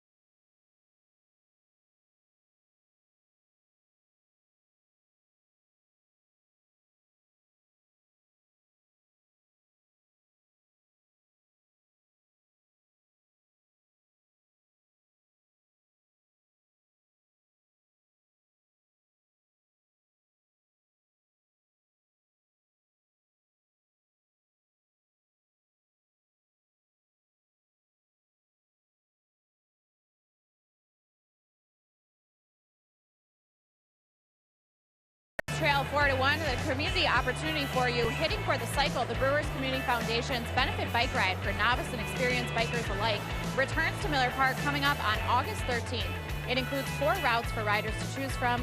That includes 22, 44, 88, and 100 miles, all of which begin and end at Miller Park. There will be a tailgate party, tickets to that game's a night against the Reds, and all of this will benefit local nonprofits for children and families in the greater Milwaukee area. So be sure to check that out, brewers.com/bike ride. All right, Sophia, thanks. Here we go to the Brewer half of the 5th. Kirk Neuenhuis leads off. And ahead in the count 2-0. The Brewers need to chip away here. They're down 4-1. Braun with a home run last inning. 1-out homer to center field. That was his 14th of the year. Hamill has pitched well tonight.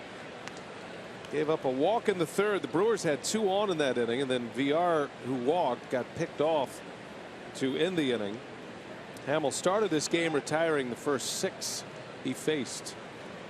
He must be crushing those potato chips with sea salt tonight. Yeah, it's working for him, right? Sophia reported that to start the broadcast here tonight. I guess he deals with forearm cramping when he pitches, and it's been something he's dealt with a lot in his career. And so as he gets going in a game, his throwing arm, his forearm, starts to knot up, spasm, and cramp, and then it's cost him a few games, as a matter of fact. So the Cubs doctor prescribed that he eat potato chips with sea salt prior to his last start and during the start, as Neuenhuis draws a walk and a base runner to start it. So yeah, he's got a whole locker full of potato chips right now with sea salt. He said the potassium in the potato chip helps him with the cramping, and the sea salt helps him retain water. Yeah, which is why you and I should continue with our potato chip consumption. I remember back in the old days when I was catching and it was real hot, they used to give us salt pills. That makes sense. I mean, right? They don't do Same that anymore. You never see that anymore. But I'd rather eat a potato chip. I guess it's the same concept. I've stepped up my potato chip eating game quite a bit since I heard that story. Perez down the line. That is a fair ball. It'll go to the wall. Neuenhuis is going to be waved home, and the throw comes all the way in. Neuenhuis is safe. Well, how about that throw from left field? That's a double for Hernan Perez, who stays red hot. And it is a 2-run game now. 4-2 Chicago on the RBI from Perez. He just continues to swing a hot bat. A slider that doesn't do a whole lot, right down the middle of the plate, and hooks it down the line. And knowing that the Brewers are at the bottom of the order, Ed Cedar being aggressive, waving Neuenhuis around third base. But how about the arm from Contreras in deep left field? Check this out, all the way on the fly, and making it pretty close. That's about as high a throw from left field as you'll ever see. And because of that, Perez gets into second base. Double number 6. Perez drives in a run. This guy has been red hot since the All-Star break concluded. Hernan now 10 for his last 19 at the plate. A .526 batting average during that stretch. I guess if he had to do all over again, I think Perez should have been at third base with how high that throw was coming in from the outfield. I mean, there's no way anybody's going to be able to cut that off. Contreras is a strong-armed catcher by trade, and showing some versatility playing in the outfield. I'm not sure I've ever seen such a high throw from the outfield. It's totally unexpected for a base runner to see that, as Flores pops this one up in the infield. Well, you can read that throw when he lets it go. I mean, there's no way anybody's going to be able to cut it off. It's just going to land somewhere. But I guess, you know, you got to be careful. You don't want to be taking any risks out there when you're down in the game. Look how high it goes. I mean, he is just heaving that as far as he can. It's right on the money, but high. Neuenhuis beats it easily, but that's a pretty good accurate throw from that deep in left field. Well, Nelson's going to be lifted for a pinch hitter here. Craig Counsell sensing an opportunity in this 5th inning with his club down 2 Chris Bosio, the Cubs pitching coach, and the former Brewer, is out with a scouting report on Andy Wilkins. Announced as a pinch hitter. Closed the book on Nelson. 5 innings, 4 runs, 2 earned. Gives up 4 hits with 3 walks and 3 strikeouts. And those are the numbers. 80 pitches for Jimmy Nelson. Nelson did commit an error in this game. So Carlos Torres will be next. But the Brewers are trying to cash one in here with a runner at second and 1 out.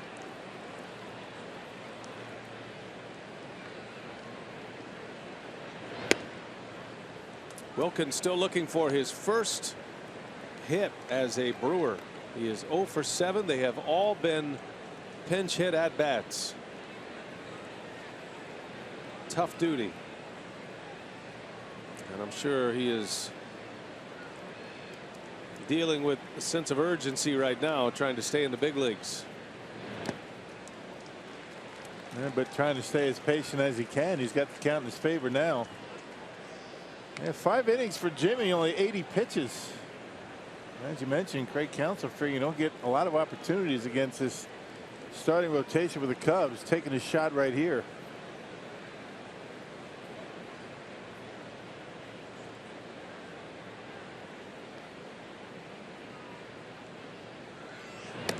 Way outside. Ball 3. At the top of the order next. Wilkins at AAA was a power hitter, a doubles hitter.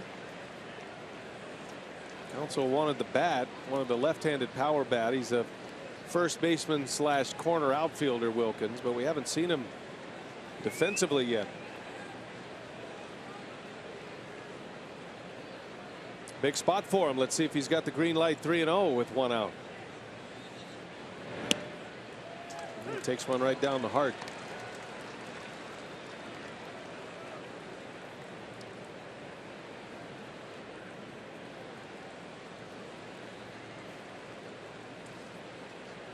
Hamill's pitch count at 66. Blew right through the first 2 innings. 6 up, 6 down. And a hitter's count and a big swing and a miss from Wilkins. And one with a slider had him out in front. Pretty good pitch. Wilkins got a little big league time 2 years ago with the White Sox. He's 27 now.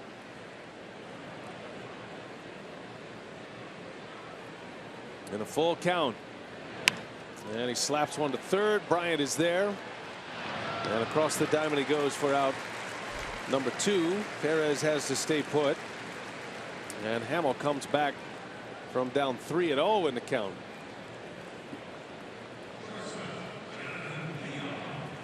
Top of the order now. Here comes VR. Yeah, back in the count with the slider. That was a slider that Wilkins grounded out. Slider in, jammed him.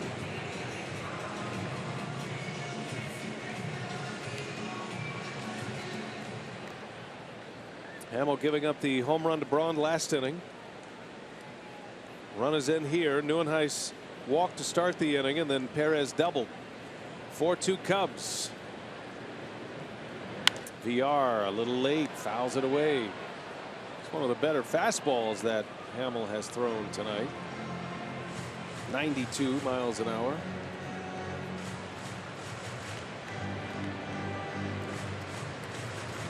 Double barrel action in the Chicago bullpen. Adam Warren, Clayton Richard was the left-hander, Warren the right-hander. 0-2, another fastball right by him this time. Yeah, just about the same spot, right down the middle, about belt high.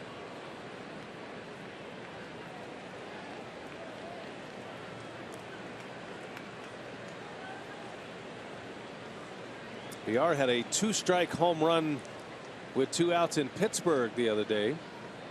Down 0-2 here. And it's high for a ball. I guess that was yesterday. They all run together. Center field home run for VR on an 0-2 pitch. Yeah, batting right-handed. Off Liriano. Long ball here. The Brewers would tie it up. They need a quick strike. The 1-2, and it's up and away. They're trying to work him upstairs, aren't they? Everything up.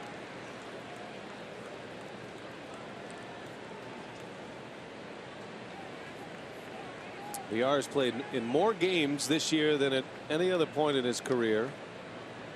He's approaching nearly 400 plate appearances. Never had more than 289 in a season. He's been out there just about every day. And Montero jumps out from behind the plate. I don't think he liked that call that Hamill settled on. And they'll redo it. I mean, we don't have to worry too much about the changeup. He's thrown a couple of them. He almost hit Braun with one and almost threw another one to the screen. That was with Wilkins at the plate.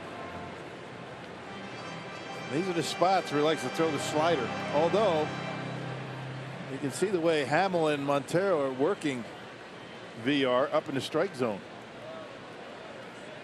See what he has in mind here. 2 balls, 2 strikes. Had him down 0-2.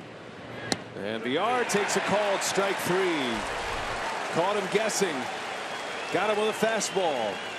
Inning is over. The Brewers strand a runner at second, but they score one, and it's a 2-run game at Miller Park.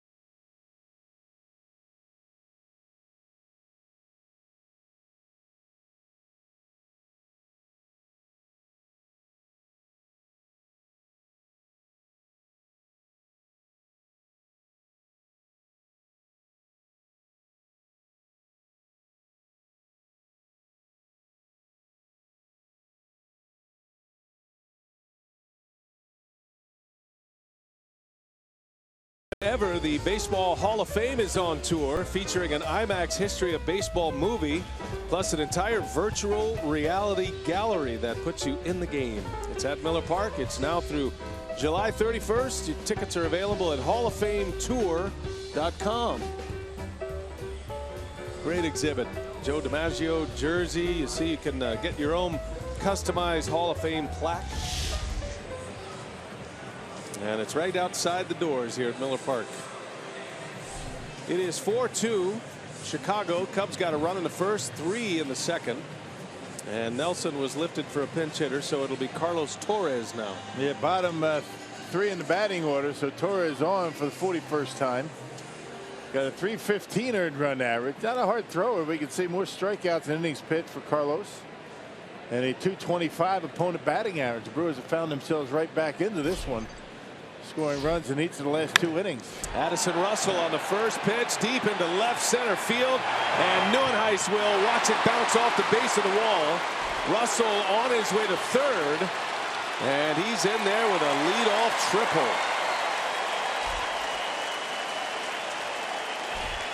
And ball's carrying pretty well at Miller Park here tonight. And you figure it would. The hot temperatures, everything opened up here at the ballpark. The roof, the glass panels, and that's that cut fastball that stayed right in the center part of the plate. And Russell nearly hit it out of here, right at the base of the wall. Showing some pretty good power down at the bottom of the order. Russell has 11 homers. That is his 3rd triple. Just kind of cruising, gliding, and not turning on the speed until about halfway to third base. Well, this guy is some kind of talent. 22 years of age. So here is Montero now. 8th place hitter for Chicago. Brewers bring their infield in. Torres immediately in trouble in the 6th. After the Brewers got a run in the 5th. Montero, little flare left field. Braun's got a long way to go. And he'll make the catch. Russell will not test him. Stays put at third base. 1 away and a big out for Torres. You see the frustration in Montero. It's been a very difficult year at the plate for him. Got jammed and not deep enough to score Addison Russell. Well, Torres has a way out of this inning. You got the pitcher coming up. You can see he's not very happy with himself.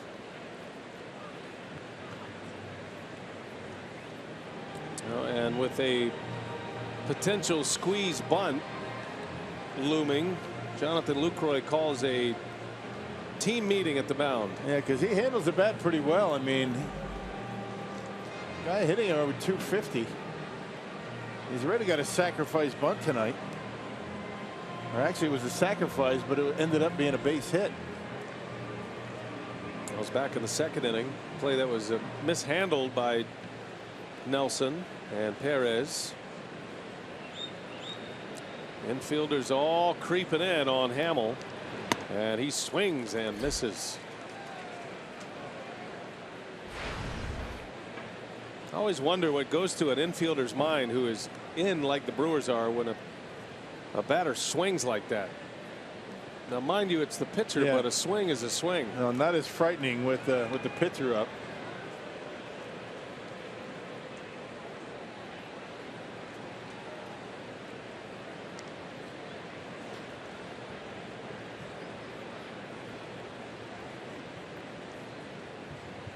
Russell at third with 1 out.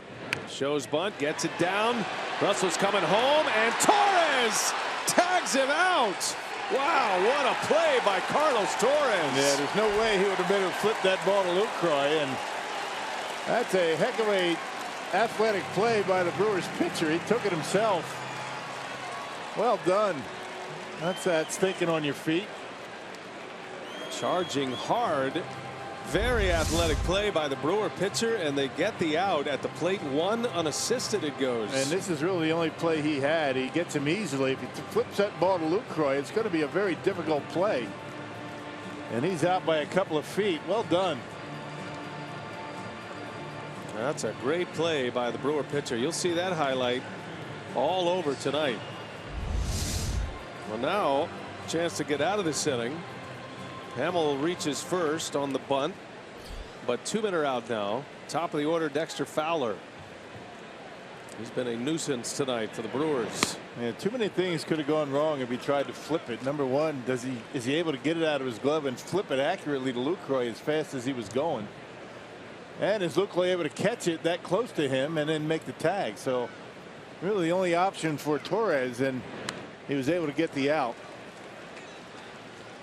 And Torres has Fowler 0-2. Fowler in the first, in his first game since June 18th, coming back from the hamstring injury, homered. His 4th leadoff homer of the season, his 18th of his career.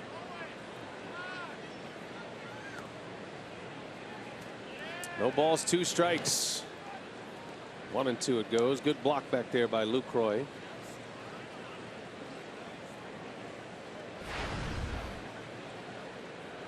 Interesting that Fowler has 7 career home runs against Milwaukee. He hasn't been in the same division as the Brewers until recently in his time with the Cubs the last couple of years, and yet he's got 7 career home runs, tied with the Padres for the 2nd highest total against any opponent, only behind the Diamondbacks. That makes sense from his time in the NL West, San Diego. Out of at bats. He's hit 5 here at Miller Park in his career.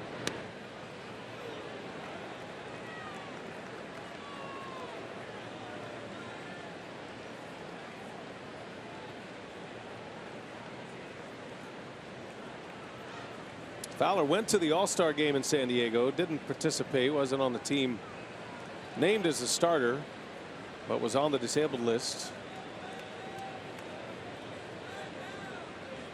And then once the second half began, he went out on a minor league rehab to get some at bats. And his first day back, the Cubs sent Albert Almora Jr. back to AAA. 22-year-old outfielder, been playing a lot of center field. 3-2 pitch, runner goes, and a swing and a miss. He struck him out. And Carlos Torres with his most memorable inning of the season.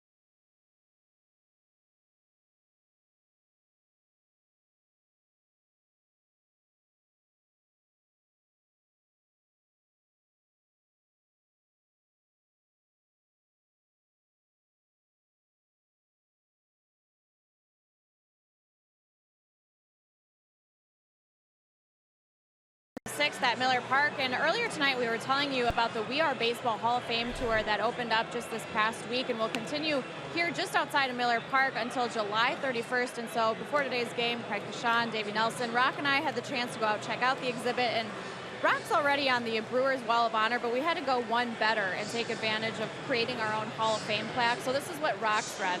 Considered by many to be the smartest base runner in history and one of baseball's most awkward stars, holder of many records, including most haircuts in a career and greatest number of broken bones in a single season. That's the Hall of Fame career of our guy, Rock. And Rock, it was a lot of fun out there. Yeah, we had fun. I mean, they have some outstanding, things that you can participate in, interactive events, movies. And, it's one of those things, that the plaque, the stuff you can put on there, you can put your own nickname, and Rock, obviously, but they have sentences, and they have areas where you fill in words. You have words to choose from. Oh, I see. I didn't make that whole thing up on my own. You only made up some of it. Some of the words in there, yeah. You have a certain amount of choices that you have. But one of the most interesting things I saw in that exhibit today was the glove that Willie Mays used to make that catch at the Polo Grounds, over-the-shoulder catch. Gennett drives one into right center. That is going to get down, and it'll bounce off the wall. Scooter on his way to second base with a double to lead off this sixth inning. Yeah, good start to the inning for the Brewers, and now they'll put the tying run at the plate once again. Starting to get pitches up in the strike zone is Jason Hamill. This one up right down the middle, and Gennett able to drive it into the gap. So, good start to the sixth for the Brewers. Brewers pecking away, trying to get back in this baseball game. They're playing much better defensively now than they were early on. And the Cubs skipper is going to make the change here. So he allowed Hamill to hit for himself in the top of the sixth inning, hoping he could get through the bottom of the sixth. He cannot. And in comes relief help for the Cubs.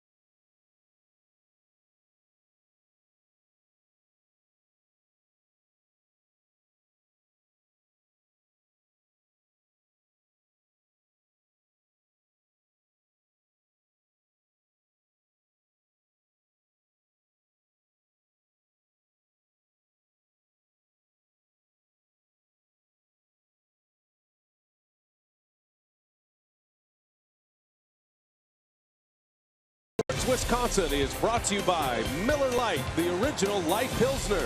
Cheers. It's Miller time.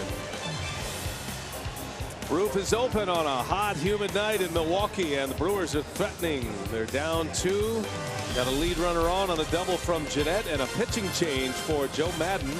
Carl Edwards, who is rising in the ranks for Joe Maddon in his relief corps, is on to pitch against Braun. Yeah, tall, thin right-hander. This guy has a big arm, good fastball. Second time he's been with the Cubs, up and down a couple of times. Came back on June 20th. Hamill goes 5+, 2 earned runs at this point. GENNETT still his responsibility at second. Braun homered his last time up. And there's that big fastball from Edwards at 96. Kind of long arms it in there. Gets good backspin on it. Has good carry, finishes well. And although it is pretty straight. Last pitch against the Mets on July 20th. Gave up a run in an inning of work. Joe Maddon is very high on this young pitcher. 24-year-old Carl Edwards. He got a little taste last year in the big leagues, 5 games. 13th appearance this season.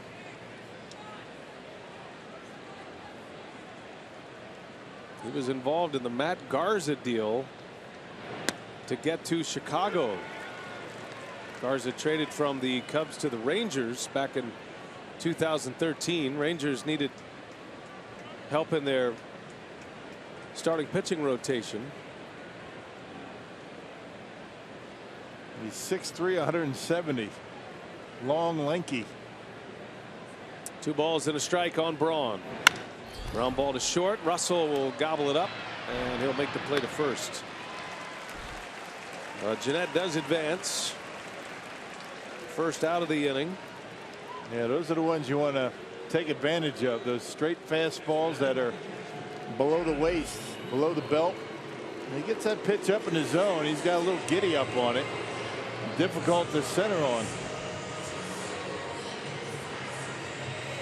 I remember a conversation we had with Chris Bosio after that trade went down in 13. Remember, the big name in that trade was Mike Olt. And he did not pan out. He was a huge prospect. That's why you got to be careful when you hear about prospect talk. As Lucroy with a big swing and a miss.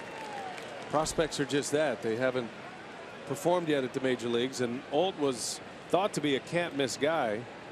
But I remember Chris Bosio telling us that year, he goes, don't sleep on this guy Edwards. He's got a chance. He's got some development to do, but he's got a live arm. And he's getting his chance this year. Down the right field line, slicing foul. He's got the good fastball. We haven't seen any breaking pitch yet.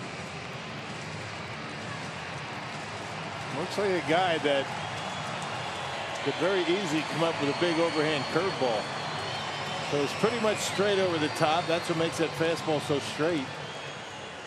It's difficult to throw a slider from that arm angle.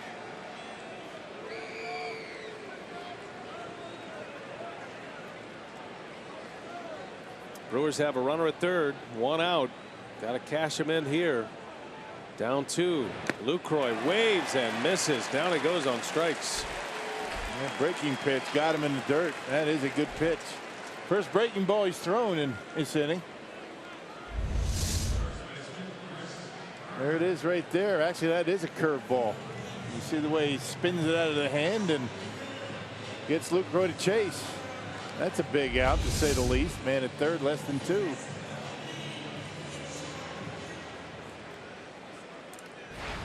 There's not a lot of familiarity with this pitcher. Might be one of the reasons Maddon is comfortable using him in a spot like this. Here's Chris Carter now, and he waves and misses on the big fastball.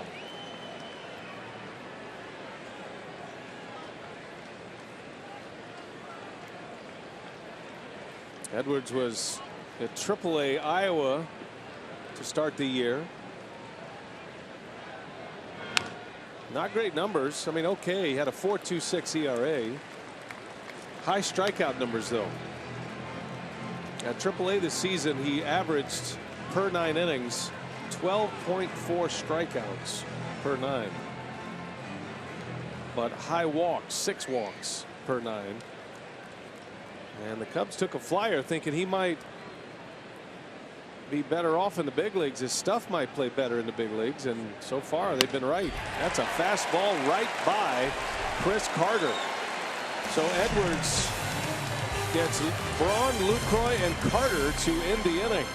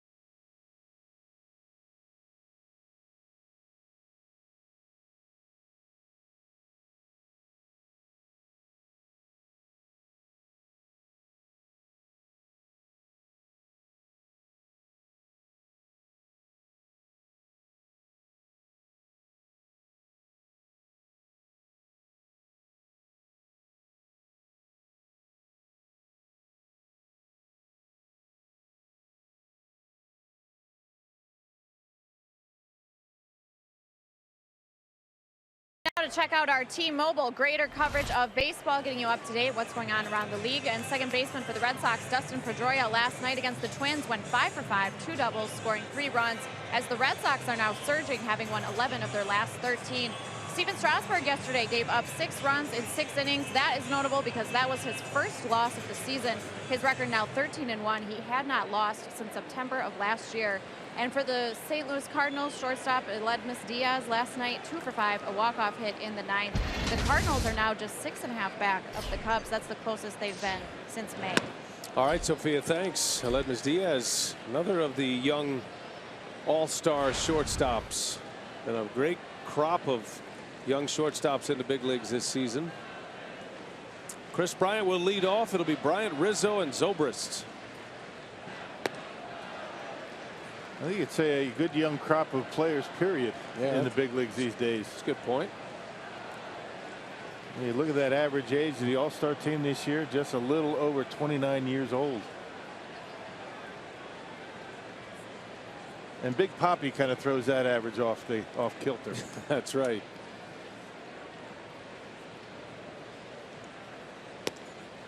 Now, Bryant was the Rookie of the Year last year. At 26 home runs last season. He's got 25 this year.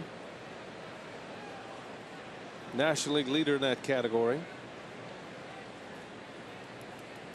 1-2 pitch. Bryant strikes out Torres with his second K. Good way to start the 7th. Carlos Torres had an impressive 6th inning, including that great play at the plate.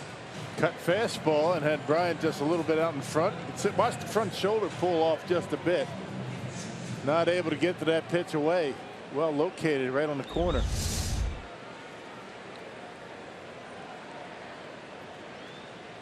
Here's Rizzo now.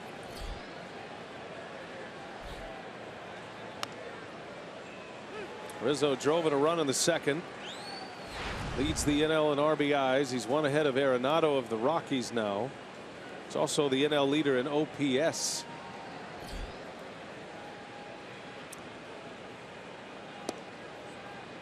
Comes in at .993. His teammate Bryant is 5th in that category.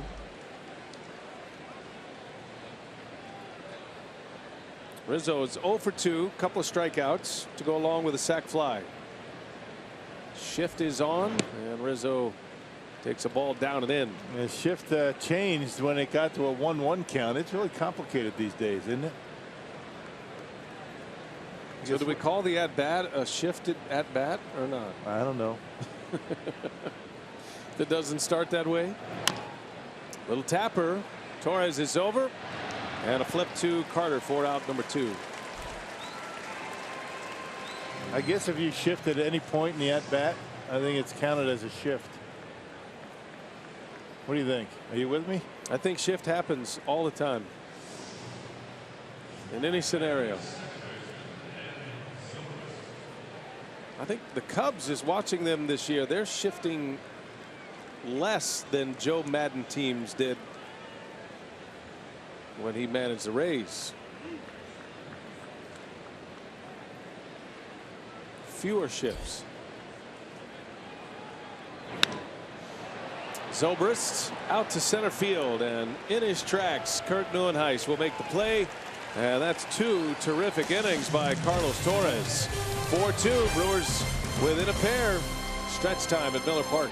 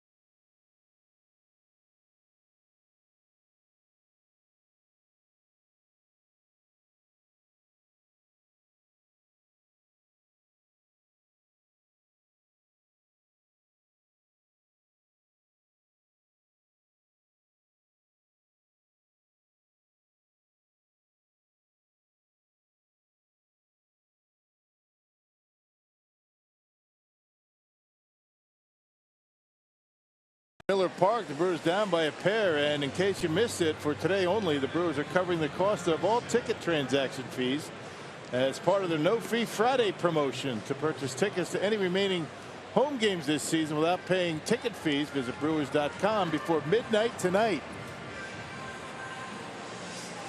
I got a great crowd here tonight. A sellout, the 3rd sellout of the season, 42,000 plus. Travis Wood is the new Chicago pitcher. As we get to the bottom of the 7th, the Brewers down 4-2. Yeah, good bullpen for the Cubs. They struggled a bit. They had a stretch of about a week and a half where they had struggled a bit, but still not bad. 3 left-handers in that Cubs bullpen. Travis Wood, one of them. 48th appearance and a 3.00 earned run average. And with the left-hander on the mound, Craig Counsell is going to go to his bench here. Neuenhuis will be lifted for Jake Elmore. Probably a straight-up change. We'll probably see Elmore go into center field for the remainder of the game. Yeah, he started in center yesterday against the Pirates.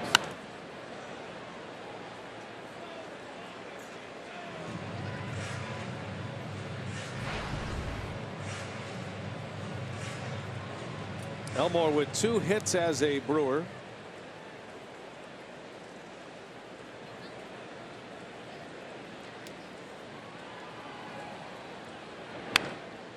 And fouls it off. Not sure what flew out of his hand. I thought the bat broke, but maybe it's that little jam pad, the thumb guard. Yeah. Almost hit his thumb. Yep, getting it weighed down on that that handle a bit, and that thing comes flying off. You don't see that every day. 0-2 pitch. Ooh, just missed. 1-2 now. Cubs scored a run in the first, 3 in the second. 2 of those were unearned. And then the Brewers got one in the 4th inning. Added one in the 5th. Elmore, a little flare foul. Rizzo will watch this one into the seats. Braun homered in the 4th for the first Milwaukee run. And Hernan Perez, who is due up next, drove in a run with a double in the 5th inning. Brewers had a runner in scoring position with nobody out last inning. Couldn't get him in. Leadoff double by GENNETT. And then Edwards came on and retired Braun, Lucroy, and Carter quickly. Struck out Lucroy and Carter to end the inning. Pretty good arm, huh? Jam shot roller to Russell. And the throw is in time for the out. He makes it look easy at short. You know, he surrounded that baseball pretty well to get his momentum toward first base. Not a shortstop you might see backhand that ball. V on one of them. Watch the way he circles it a little bit. Scoops it up and has that momentum going toward the bag, making that throw a little bit easier. Gets him by 2 steps.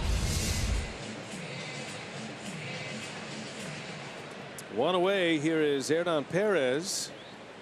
The Brewers have 4 hits tonight. Perez has 2 of them, including an RBI double last time up. At the plate, presented by Wendy's. The red hot Perez making the most of his opportunity. Brewers took him off the roster after the season last season. He could have signed with any team. They encouraged him to re-sign, and feeling like he had a better chance to get back to the big leagues with the Brewers, maybe more than anyone else. He did. There's a called strike 3. Perez doesn't like the call, but he is rung up for the second out of the inning. You see Montero setting up in the outside corner, and he just rings the bell on that outside edge. C.B. Buckner rings it up. Pretty good pitch. Right on the corner. Perfect spot. Now Ramon Flores bunts it foul. They had 2 left on the bench from Milwaukee. Will Middlebrooks, a right-hander, and Martin Maldonado.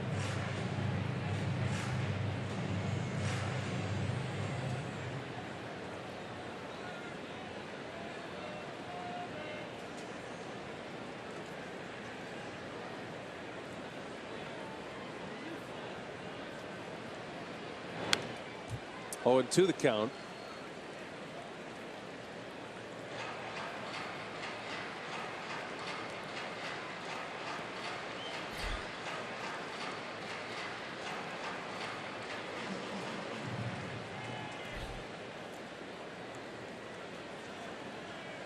Travis Wood deals an 0-2, and Flores stays alive.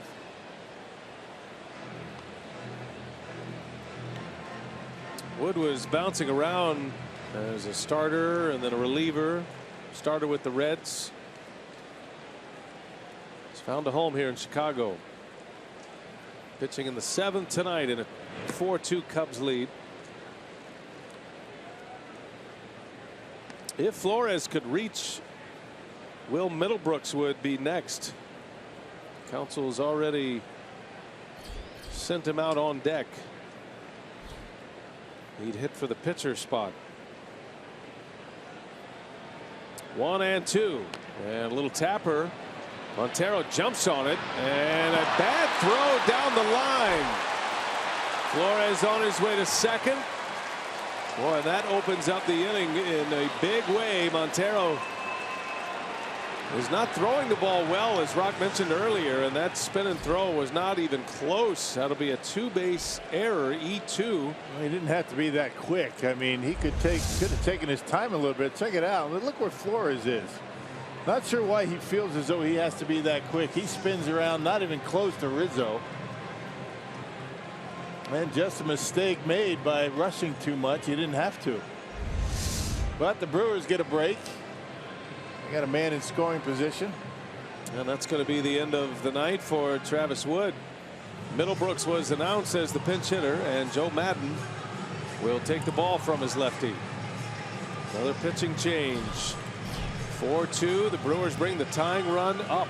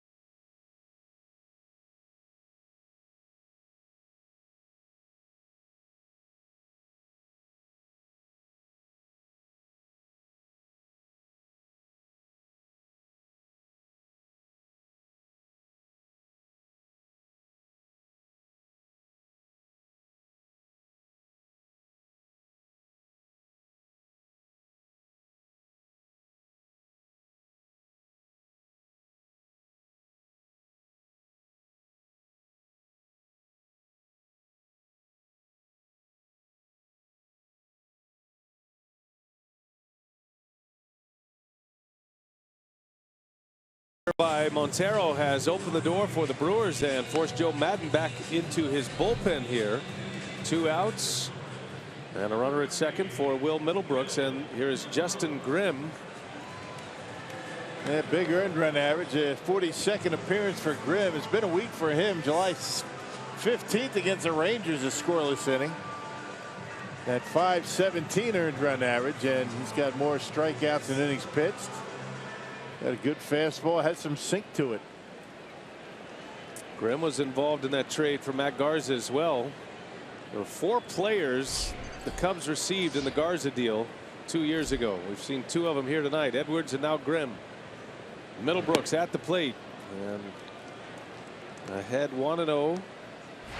Middlebrooks in need of a big moment for the Brewers. He's a struggling hitter right now. Began the year in AAA.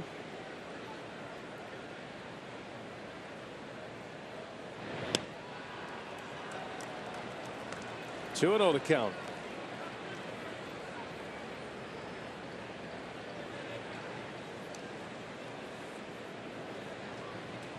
Tying run at the plate.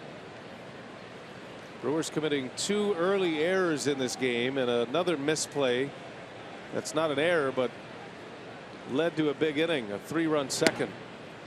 It's been all breaking balls. 3 straight sliders from Justin Grimm in this at bat. That last one was a good one.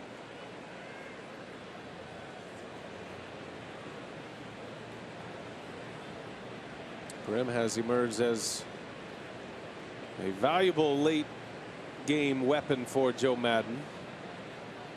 2-1. Middlebrooks late, and it's 2-2 now. That was 95 miles an hour and right by him. Yep, but in the hitter's count, I mean, he threw a 2-0 curveball for a strike. That got into his head, talking about Middlebrooks. Now, you know, you do that, you don't know what's coming next.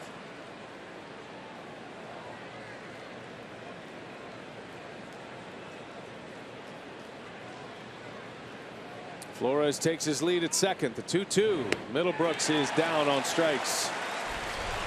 So Grimm comes in and closes the door on the Brewers in the 7th inning. Over the top curveball got him. 4-2 Cubs.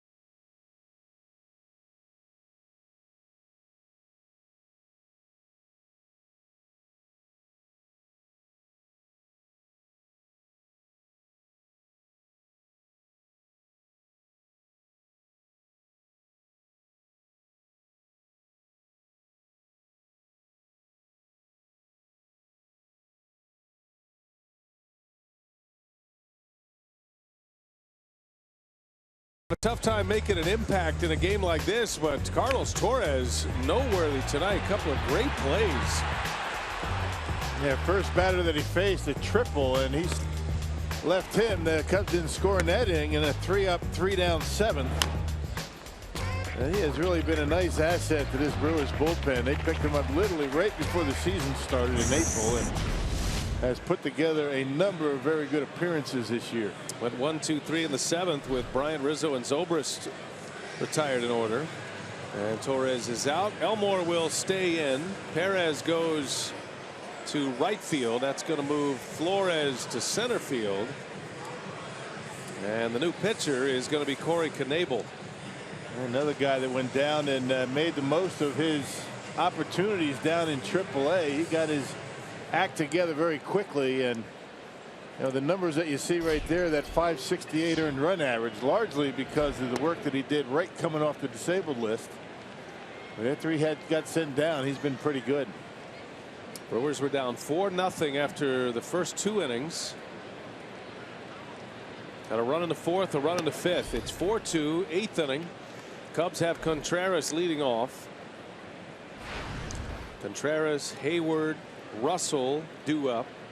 5, 6, and 7 in the Cubs batting order. Brewers would love to get to the finish line tonight without having to face Chris Bryant again. Bullpen would have to retire 6 straight to make that happen.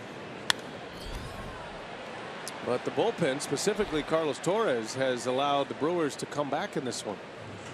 Jimmy Nelson settled down. He was pinch hit for. That's why his outing only lasted 5.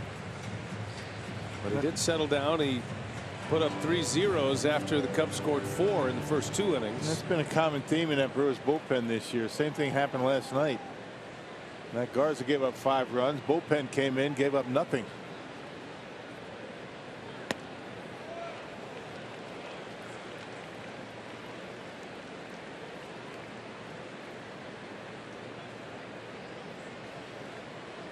Wilson Contreras,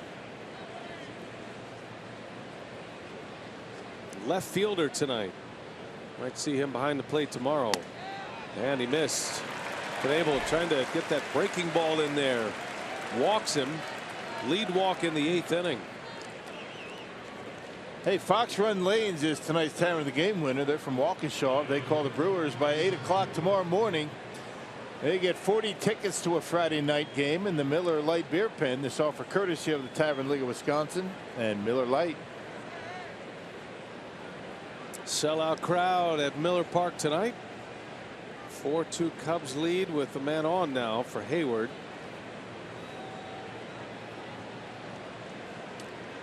Back at it tomorrow night for game 2 of the series, and then Sunday is a day game.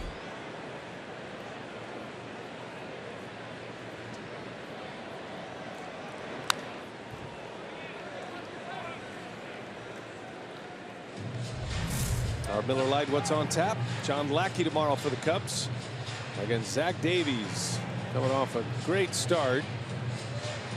Did not win, but he pitched very well against the Reds last Sunday after a 12-day layoff. Lackey took a loss against the Rangers his last time out.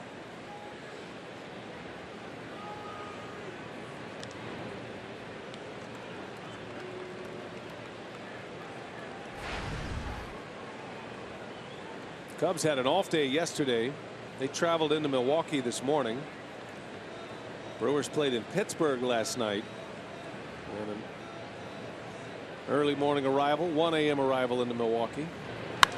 Hayward in the air to left. Braun will ease over. And there is out number 1.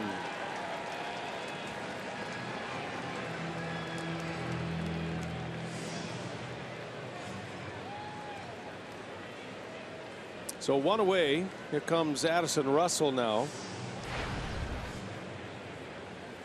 And Knebel hunting that double play ball to get him out of this inning.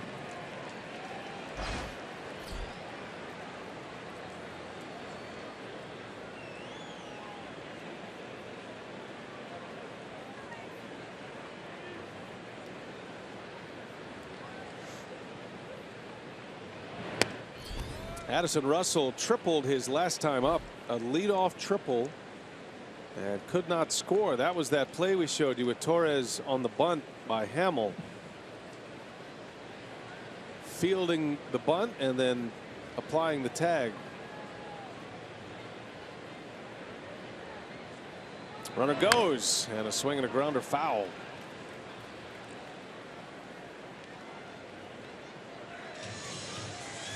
That catcher, big arm, plays left field. He can catch and obviously can steal a base. Knebel's got that high leg kick. He will do a slide step once in a while, but more times than not, relatively slow to home plate.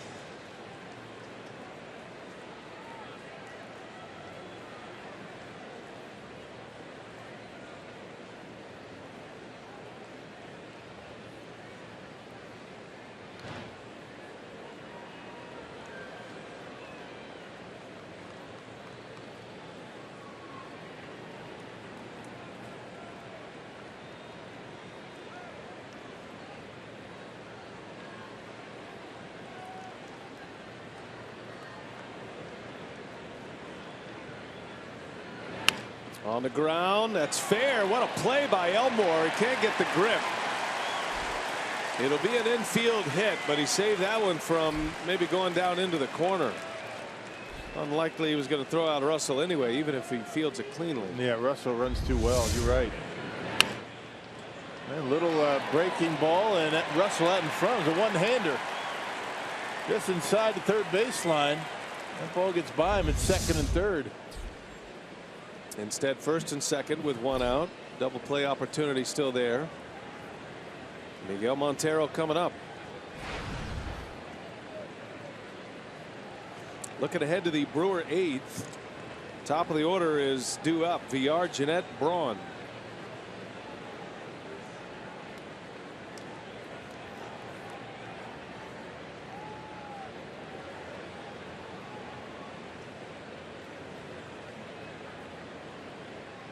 Cubs have their setup man, Pedro Strop, getting ready for that eighth inning. And a little tapper. That's going to stay fair. No, they're going to let it roll. Knebel taking a huge risk, but it's foul. That had some funky spin on it rolling down the line. Yeah, pick it up. I mean, you get the out at first, then it's second and third. With the pitcher spot coming up, so he'd rather just let it roll foul and get him on the next pitch. I don't know. I think I might have picked that up and thrown him out. Take the out, huh?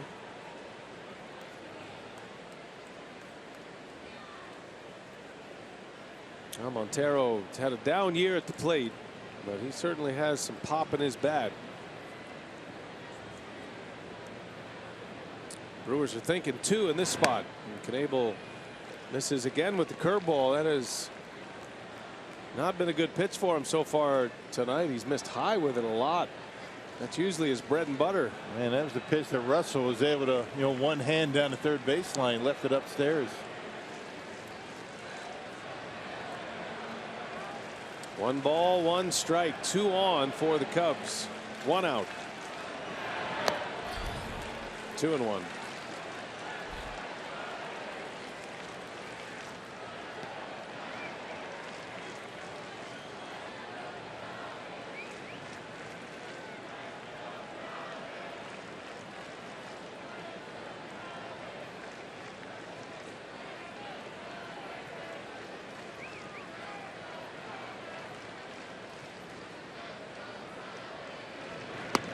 Big swing by Montero.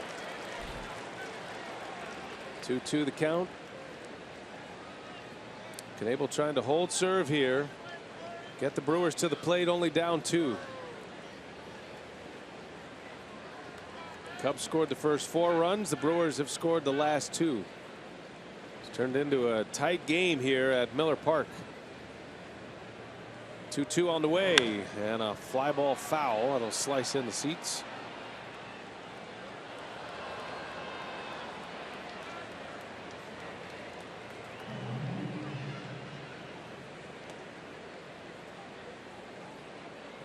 Now, you know, if Knebel had his curveball, this would be the time to throw it down in the strike zone, almost in the dirt.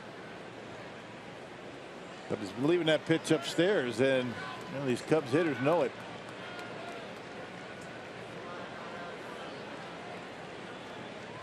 Two. There's the curve and a base hit. And coming around third, trying to score, Contreras. The throw is late. And the Cubs get a big run. 5-2 Chicago. Montero with an RBI single. Yep, and he left it up in the zone. I mean, that was the pitch we were talking about. You get that pitch down around the ankles, it becomes a tough pitch to hit. Watch where it ends up. Middle in, up, around the belt, and he hits it hard in the right. And that is a big run for Chicago. A 3-run lead now on a mistake curveball by Corey. And the leadoff walk comes in to score. A walk and 2 hits. Going to have a pinch runner here for Montero. Javier Baez is on.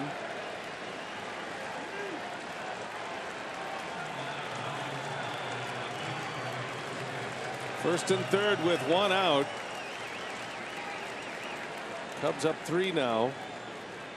And looking for a knockout punch. Tommy La Stella is going to pinch hit. Fowler to follow. La Stella as a pinch hitter this year is 3 for 18 for the Cubs. Another good fastball hitter up there at the plate. And you can bet he'll be ready to swing at the first fastball he sees if it's a strike.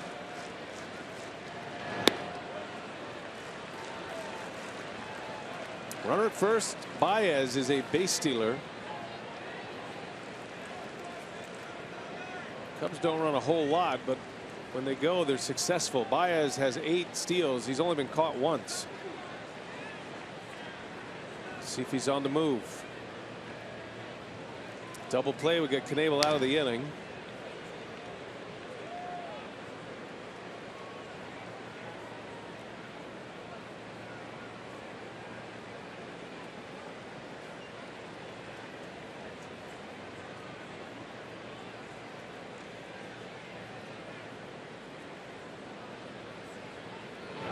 And a delay steal. Throw goes all the way through the tag. He got him on the helmet. Out at second. Baez looks like he's shaken up a little bit. VR got the tag up high. Got him in the head, I think. That's what the second base umpire indicated. Cubs are going to take a look at it. Throw is high. Question is the feet in there for Baez before the tag. There's a good quick release by Lucroy. There's the tag on the helmet before. Kind of snapped his neck a little bit, didn't it? Watch how hard this tag goes down. Right on the side of the face. Out number 2, a caught stealing for Lucroy.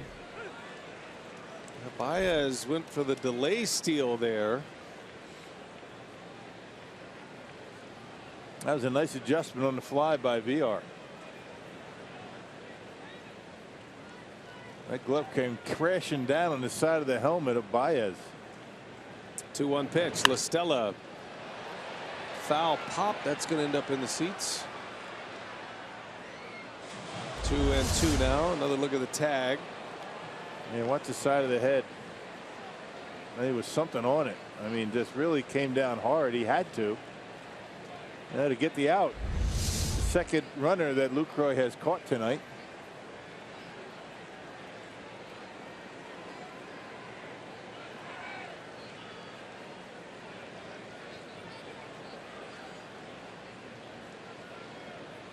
Knebel with 2 outs and a runner at third, and the 2-2 is fouled away.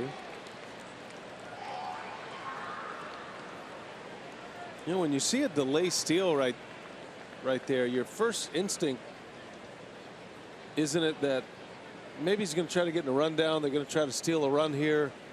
I was a little surprised Baez just kept running through, but it works out. Russell stayed put at third, even though the throw went all the way through. Yeah, a lot of times, you might take off. You got a ground ball pitcher out there, but Knebel's really not a ground ball guy. He's more of a strikeout fly ball pitcher. That one didn't make a lot of sense. And if you're the runner at third and the throw does go through, do you take a chance? Russell played it safe.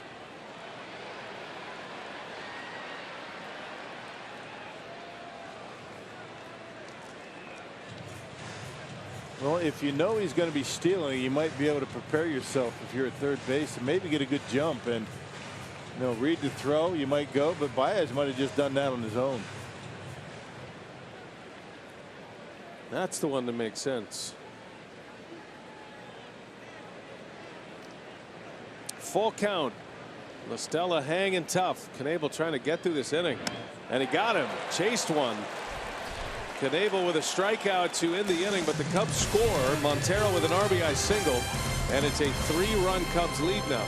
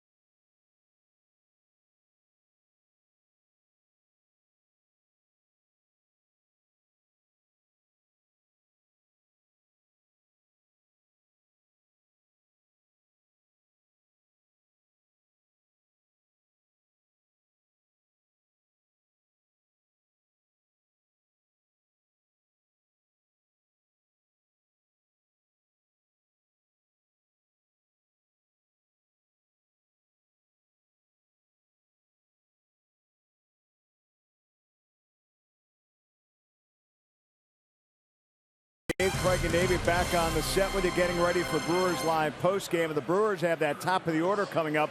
That's the good news. A 3-run deficit, still some time here. And Davey, typical to this season series, all but one so far, and the 6 have been pretty close. Well, it certainly has. And now, what you alluded to, partner, that the top of the order is coming up, has a good chance to get us back in this ball game. Well, the Brewers have had some opportunities. They overcome a shaky start by Jimmy Nelson on the mound. The bullpen, for the most part, has done a good job here. Plenty to talk about. Brewers Live postgame coming up after the ball game. We're here from Craig Counsell and the crew, BA. All right, Craig and Davey, thanks. Looking forward to that. A lot of changes for Joe Maddon's crew here. We got Baez at third. Bryant moves from third to left. That sends Contreras back behind the plate as they pinch ran for Montero, who drove in the run. Pedro Strop is the setup man, and he's on for the 8th. The Cubs lead by 3. And the first man up is VR, the switch hitting leadoff hitter. Yeah, big time strikeout guy, Pedro Strop, last pitched on the 19th against the Mets, a scoreless inning. More strikeouts than innings pitched. That's his best pitch right there, that slider. He has the quick release pitch, doesn't always take a full leg kick. A lot of sneak attack from Pedro Strop. More and more relievers are doing that. Anything he can do to disrupt the timing of that hitter. That's more the traditional version. The first guy I ever saw do that was LaTroy Hawkins. And he'd do it out of the windup. Yeah.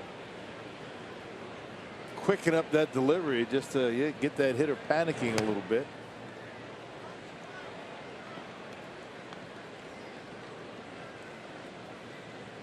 To VR. Brewers down 3, need some base runners.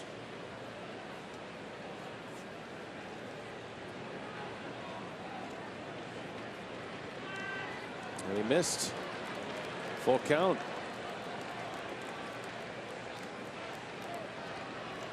Jonathan tonight 0 for 2 with a walk. Struck out with a runner at second base in the 5th inning. Big play in this game. VR got picked off first to end an inning. That's right to ZOBRIST. Hit it hard with 2 strikes, but nothing to show for it. And Strop has retired the lead man in the 8th.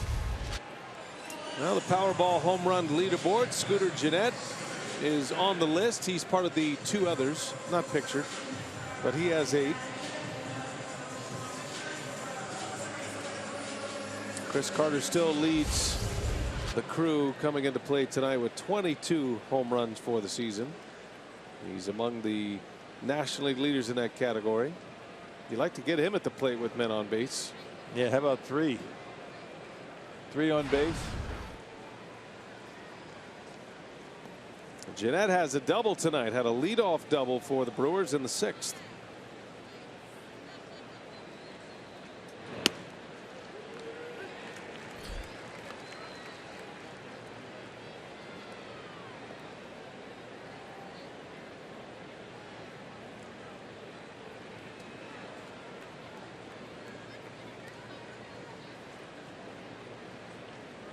There's that quick release, and Gennett fouls it away. That's a good play down there. Nicely done. Sign her up. 2-handed it. It's like every day. I do that every day. Honus Wagner would be proud. Pick. Yeah, see it, 2 hands. Yeah.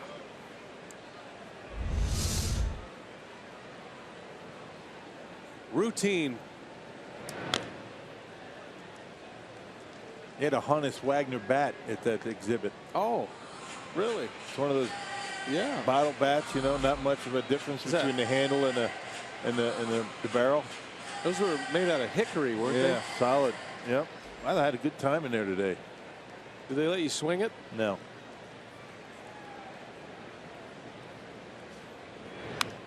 He also had that Honus Wagner baseball card. Really? Yeah. I didn't know they. I thought that was in private ownership. That's cool. It's on loan. This is the Hall of Fame exhibit that's outside Miller Park through the 31st. Rock's talking about. Now that baseball card's worth 7 digits.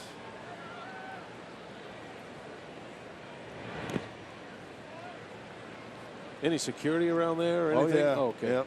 Just checking. Might swing by there tonight. Sophia just told someone that passed it on to me. 2.3 million. Is that right? For the card. Wow.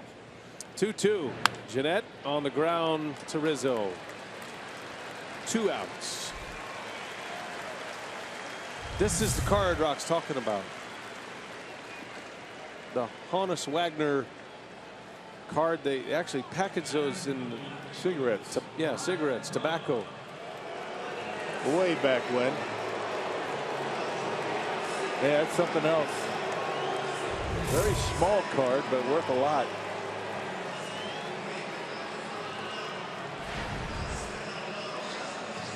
Well, I'm gonna go check it out tomorrow. And you should too. Braun with 2 away.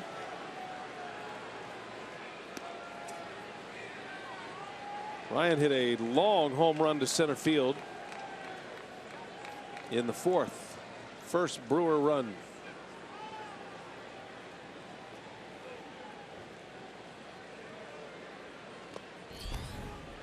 Well, that run makes a big difference that the Cubs score in the top of this 8th inning.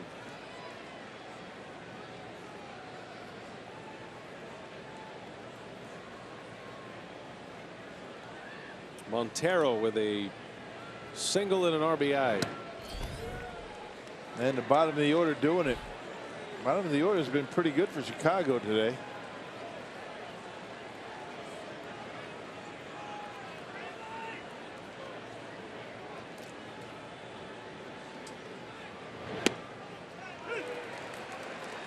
slider on 3-0.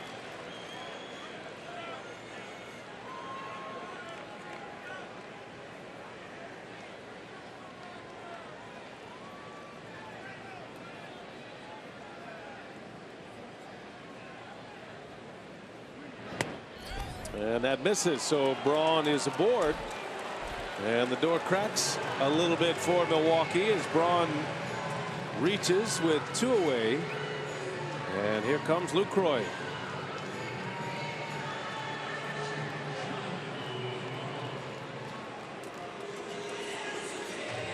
Lucroy looking for his first hit of the night. He's 0 for 3.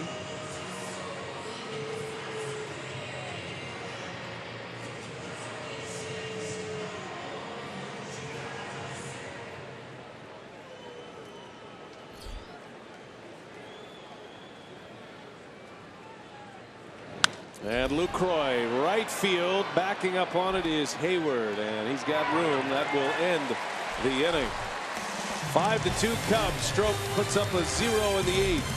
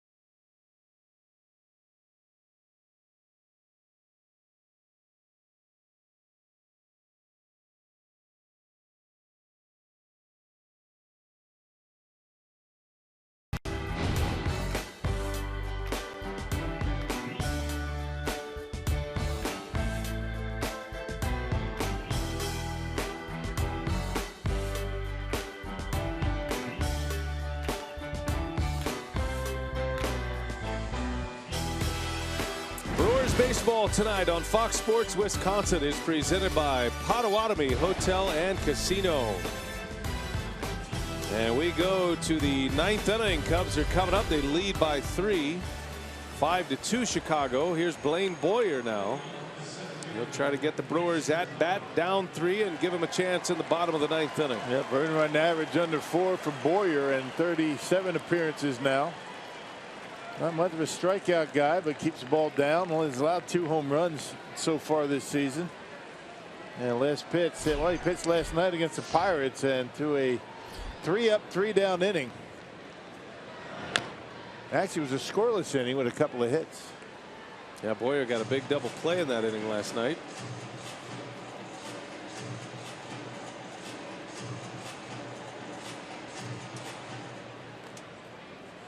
Fowler with 3 runs batted in tonight. Homered in his first at bat of the game. And then drove in 2 with a double the next time up. He's been on base 3 times. Impact leadoff hitter for the Cubs. After missing all of that time, a little over a month with a hamstring injury.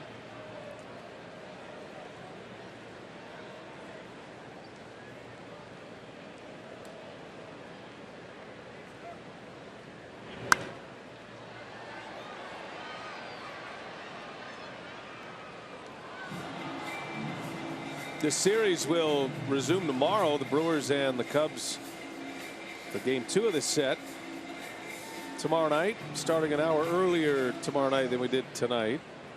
First pitch a little after 6 Central. 5:30 airtime for Brewers Live with Craig and Davey.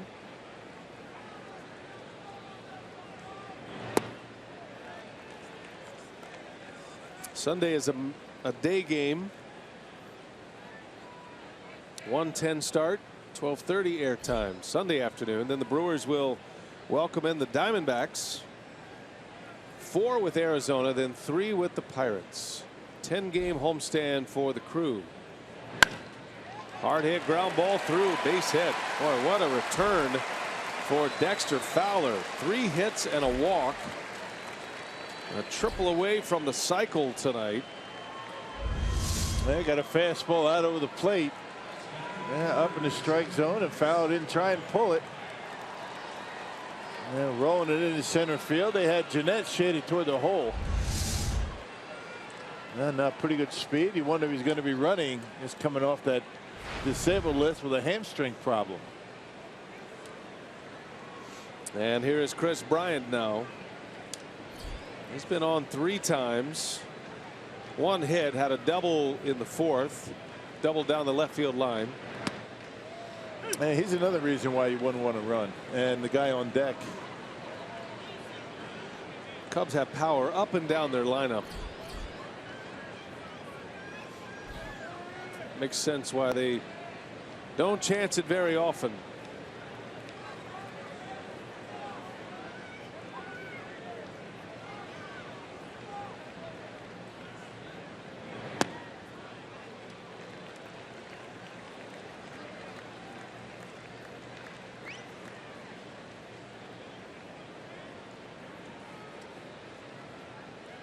Bryant has hit safely in 5 in a row now. Has doubles in back-to-back games.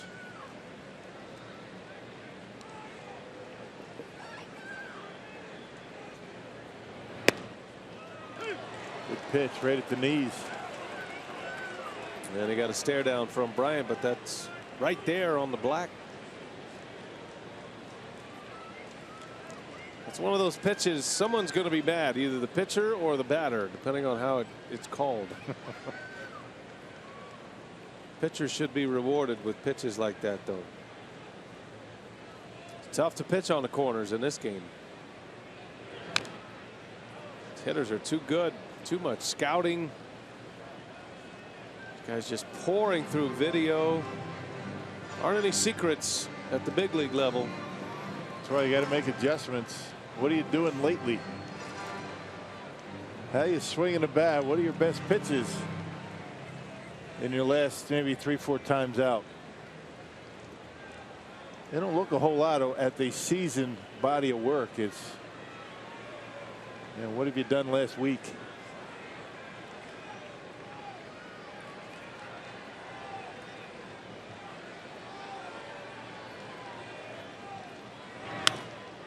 Popped him up. Shallow center field. Back is GENNETT. He's going to give way to Flores, who has to make a running catch. And out number 1 as we check in with Sophia. In Appleton, it was a big night at the plate for one of the newest Brewers prospects. Third baseman Lucas Erceg recently recalled to Appleton. He went 3 for 4, finished a home run short of the cycle, had 3 RBIs as well. So since he's been called up, he's gone 7 for 14 in 3 games with the Timber Rattlers. That was after a brief stint with Helena. And Erceg, again, to remind you, was the 46th overall pick by the Brewers out of Menlo College just this year. Kid can hit. I mean, no mistake about that. I mean, he's been very, very good since he signed.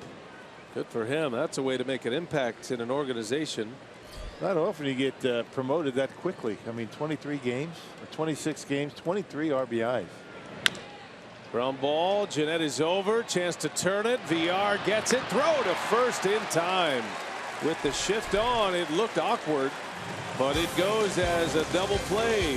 4-6-3, and Rizzo, 1 swing of the bat, 2 outs on the board. We go to the bottom of the 9th. Last call for the Brewers, down 3.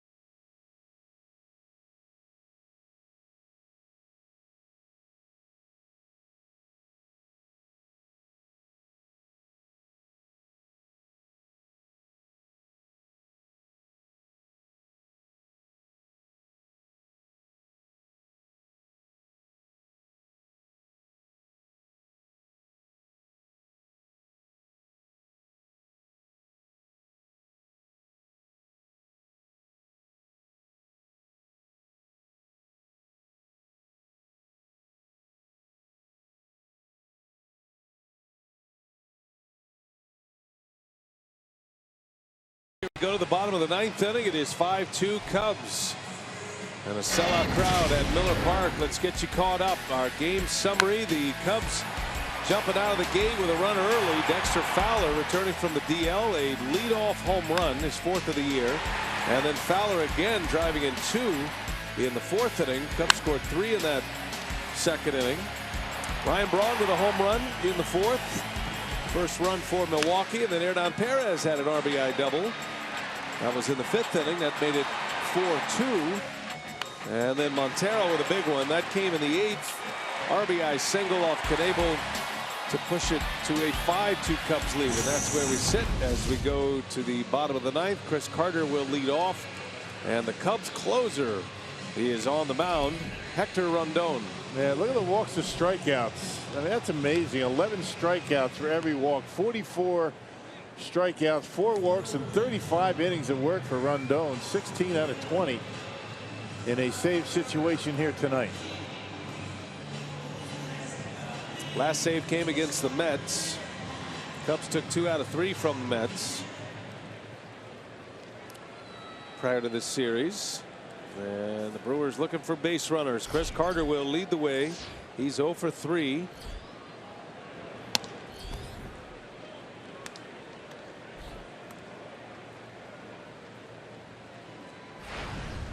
.44 Ks, 4 walks. Rondon has faced 129 batters. And that's something this season. Throws hard, throws a lot of strikes. A good slider.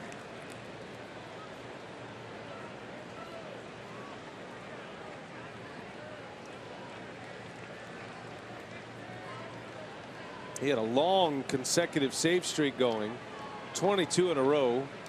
Started last August, carried through to early June of this year.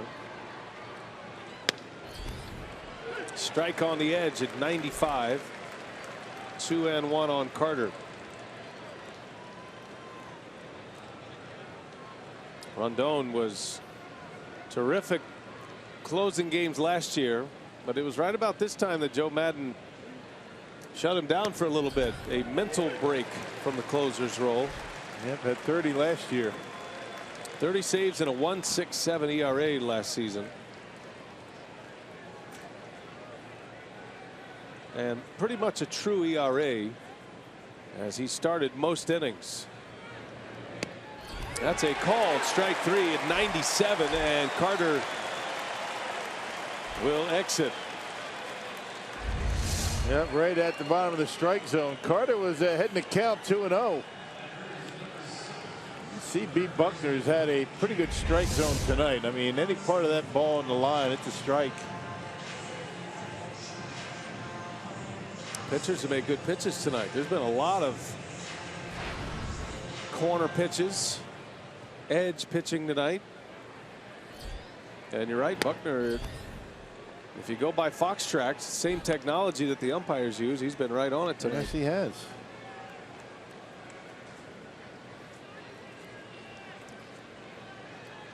One away for Jake Elmore. Brewers are going to see a lot of the Cubs and the Pirates during this stretch.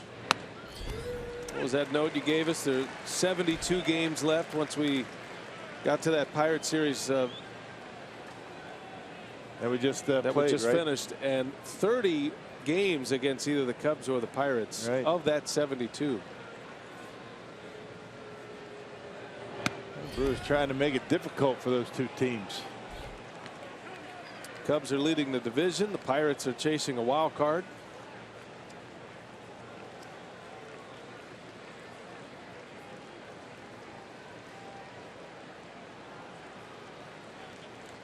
Dodgers beat the Cardinals tonight. I beg your pardon. That game's still ongoing. They're in the 9th. 3-2 Dodgers in the top of the 9th inning. Cardinals had a big comeback last night. St. Louis is hot. They've won 4 in a row,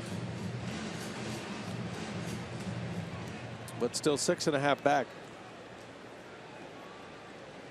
They're still within striking distance, and I'll tell you what, about a month ago, maybe 3 weeks ago, I think everybody ready to hand the division to Chicago.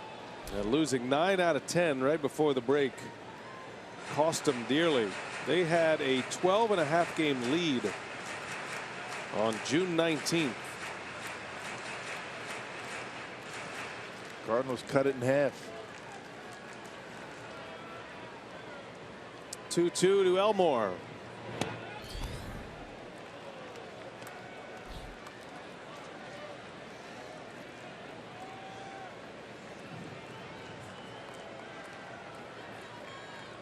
This starts a road trip for the Cubs, but they don't have to get on an airplane.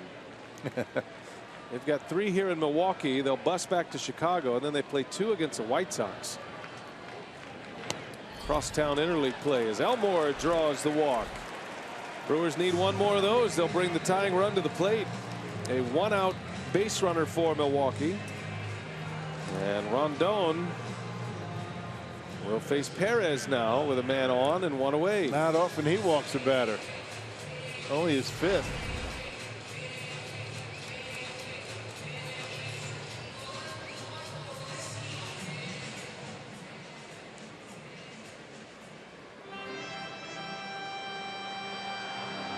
Brewers still have 3 more series with the Cubs after this series. They'll see them in mid-August for 4. Got a doubleheader in there. Right, over 4 games over 3 days at Wrigley, and then Cubs are back here September 5th through the 7th for 3, and then another 4-game series at Wrigley mid-September. Perez takes a strike. Aaron 2 for 3 tonight. He's got his batting average up to .287.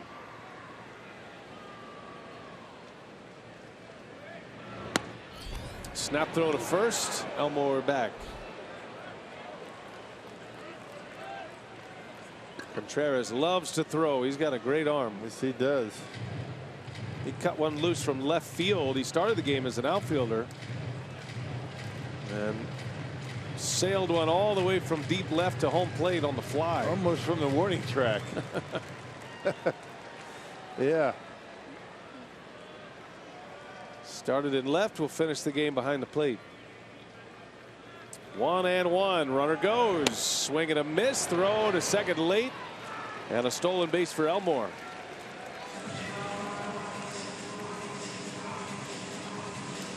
Well, why not? I mean, they're not holding him on. You see where Rizzo is. I mean, he has a running lead and not even close at second base. It's probably one you just don't bother with a throw. Well, the Cubs can't turn 2 to end the game. Perez a chance with a base hit to drive in a run, make it a 2-run game again.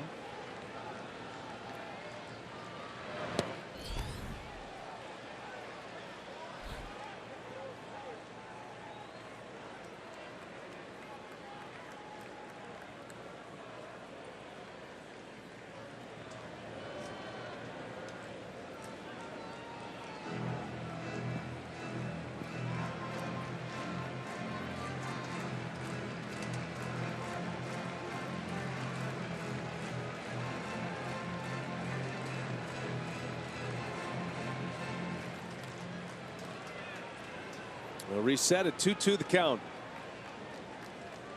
Elmore with a 1-out walk. This inning started with a Carter strikeout. And Perez had a good pitch to hit, fouled it back. 2-2. The count remains.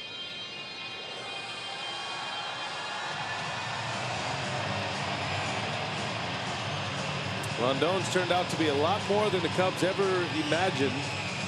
They took a flyer on him when they picked him up in the Rule 5 draft from the Indians prior to the 13 season. Chopper foul.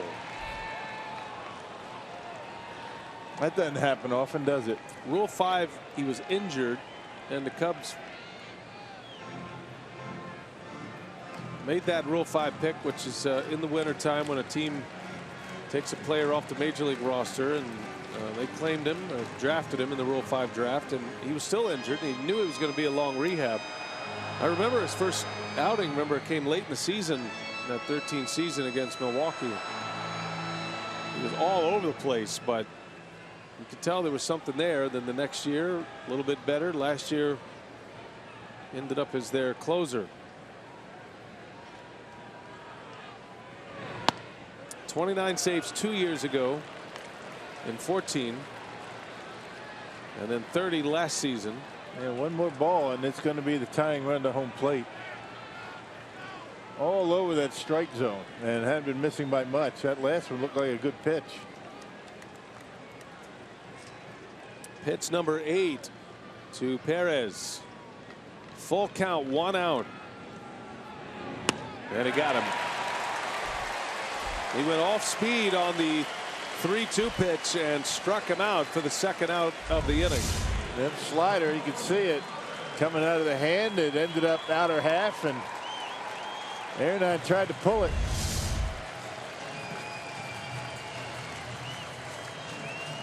And Ramon Flores is last hope.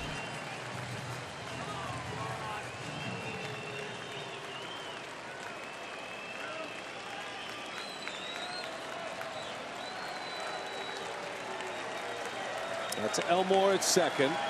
Brewers are trying to get Martin Maldonado to the plate. He is going to hit next if that spot comes up.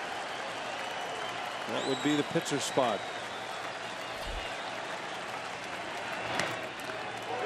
Strike. Fastball.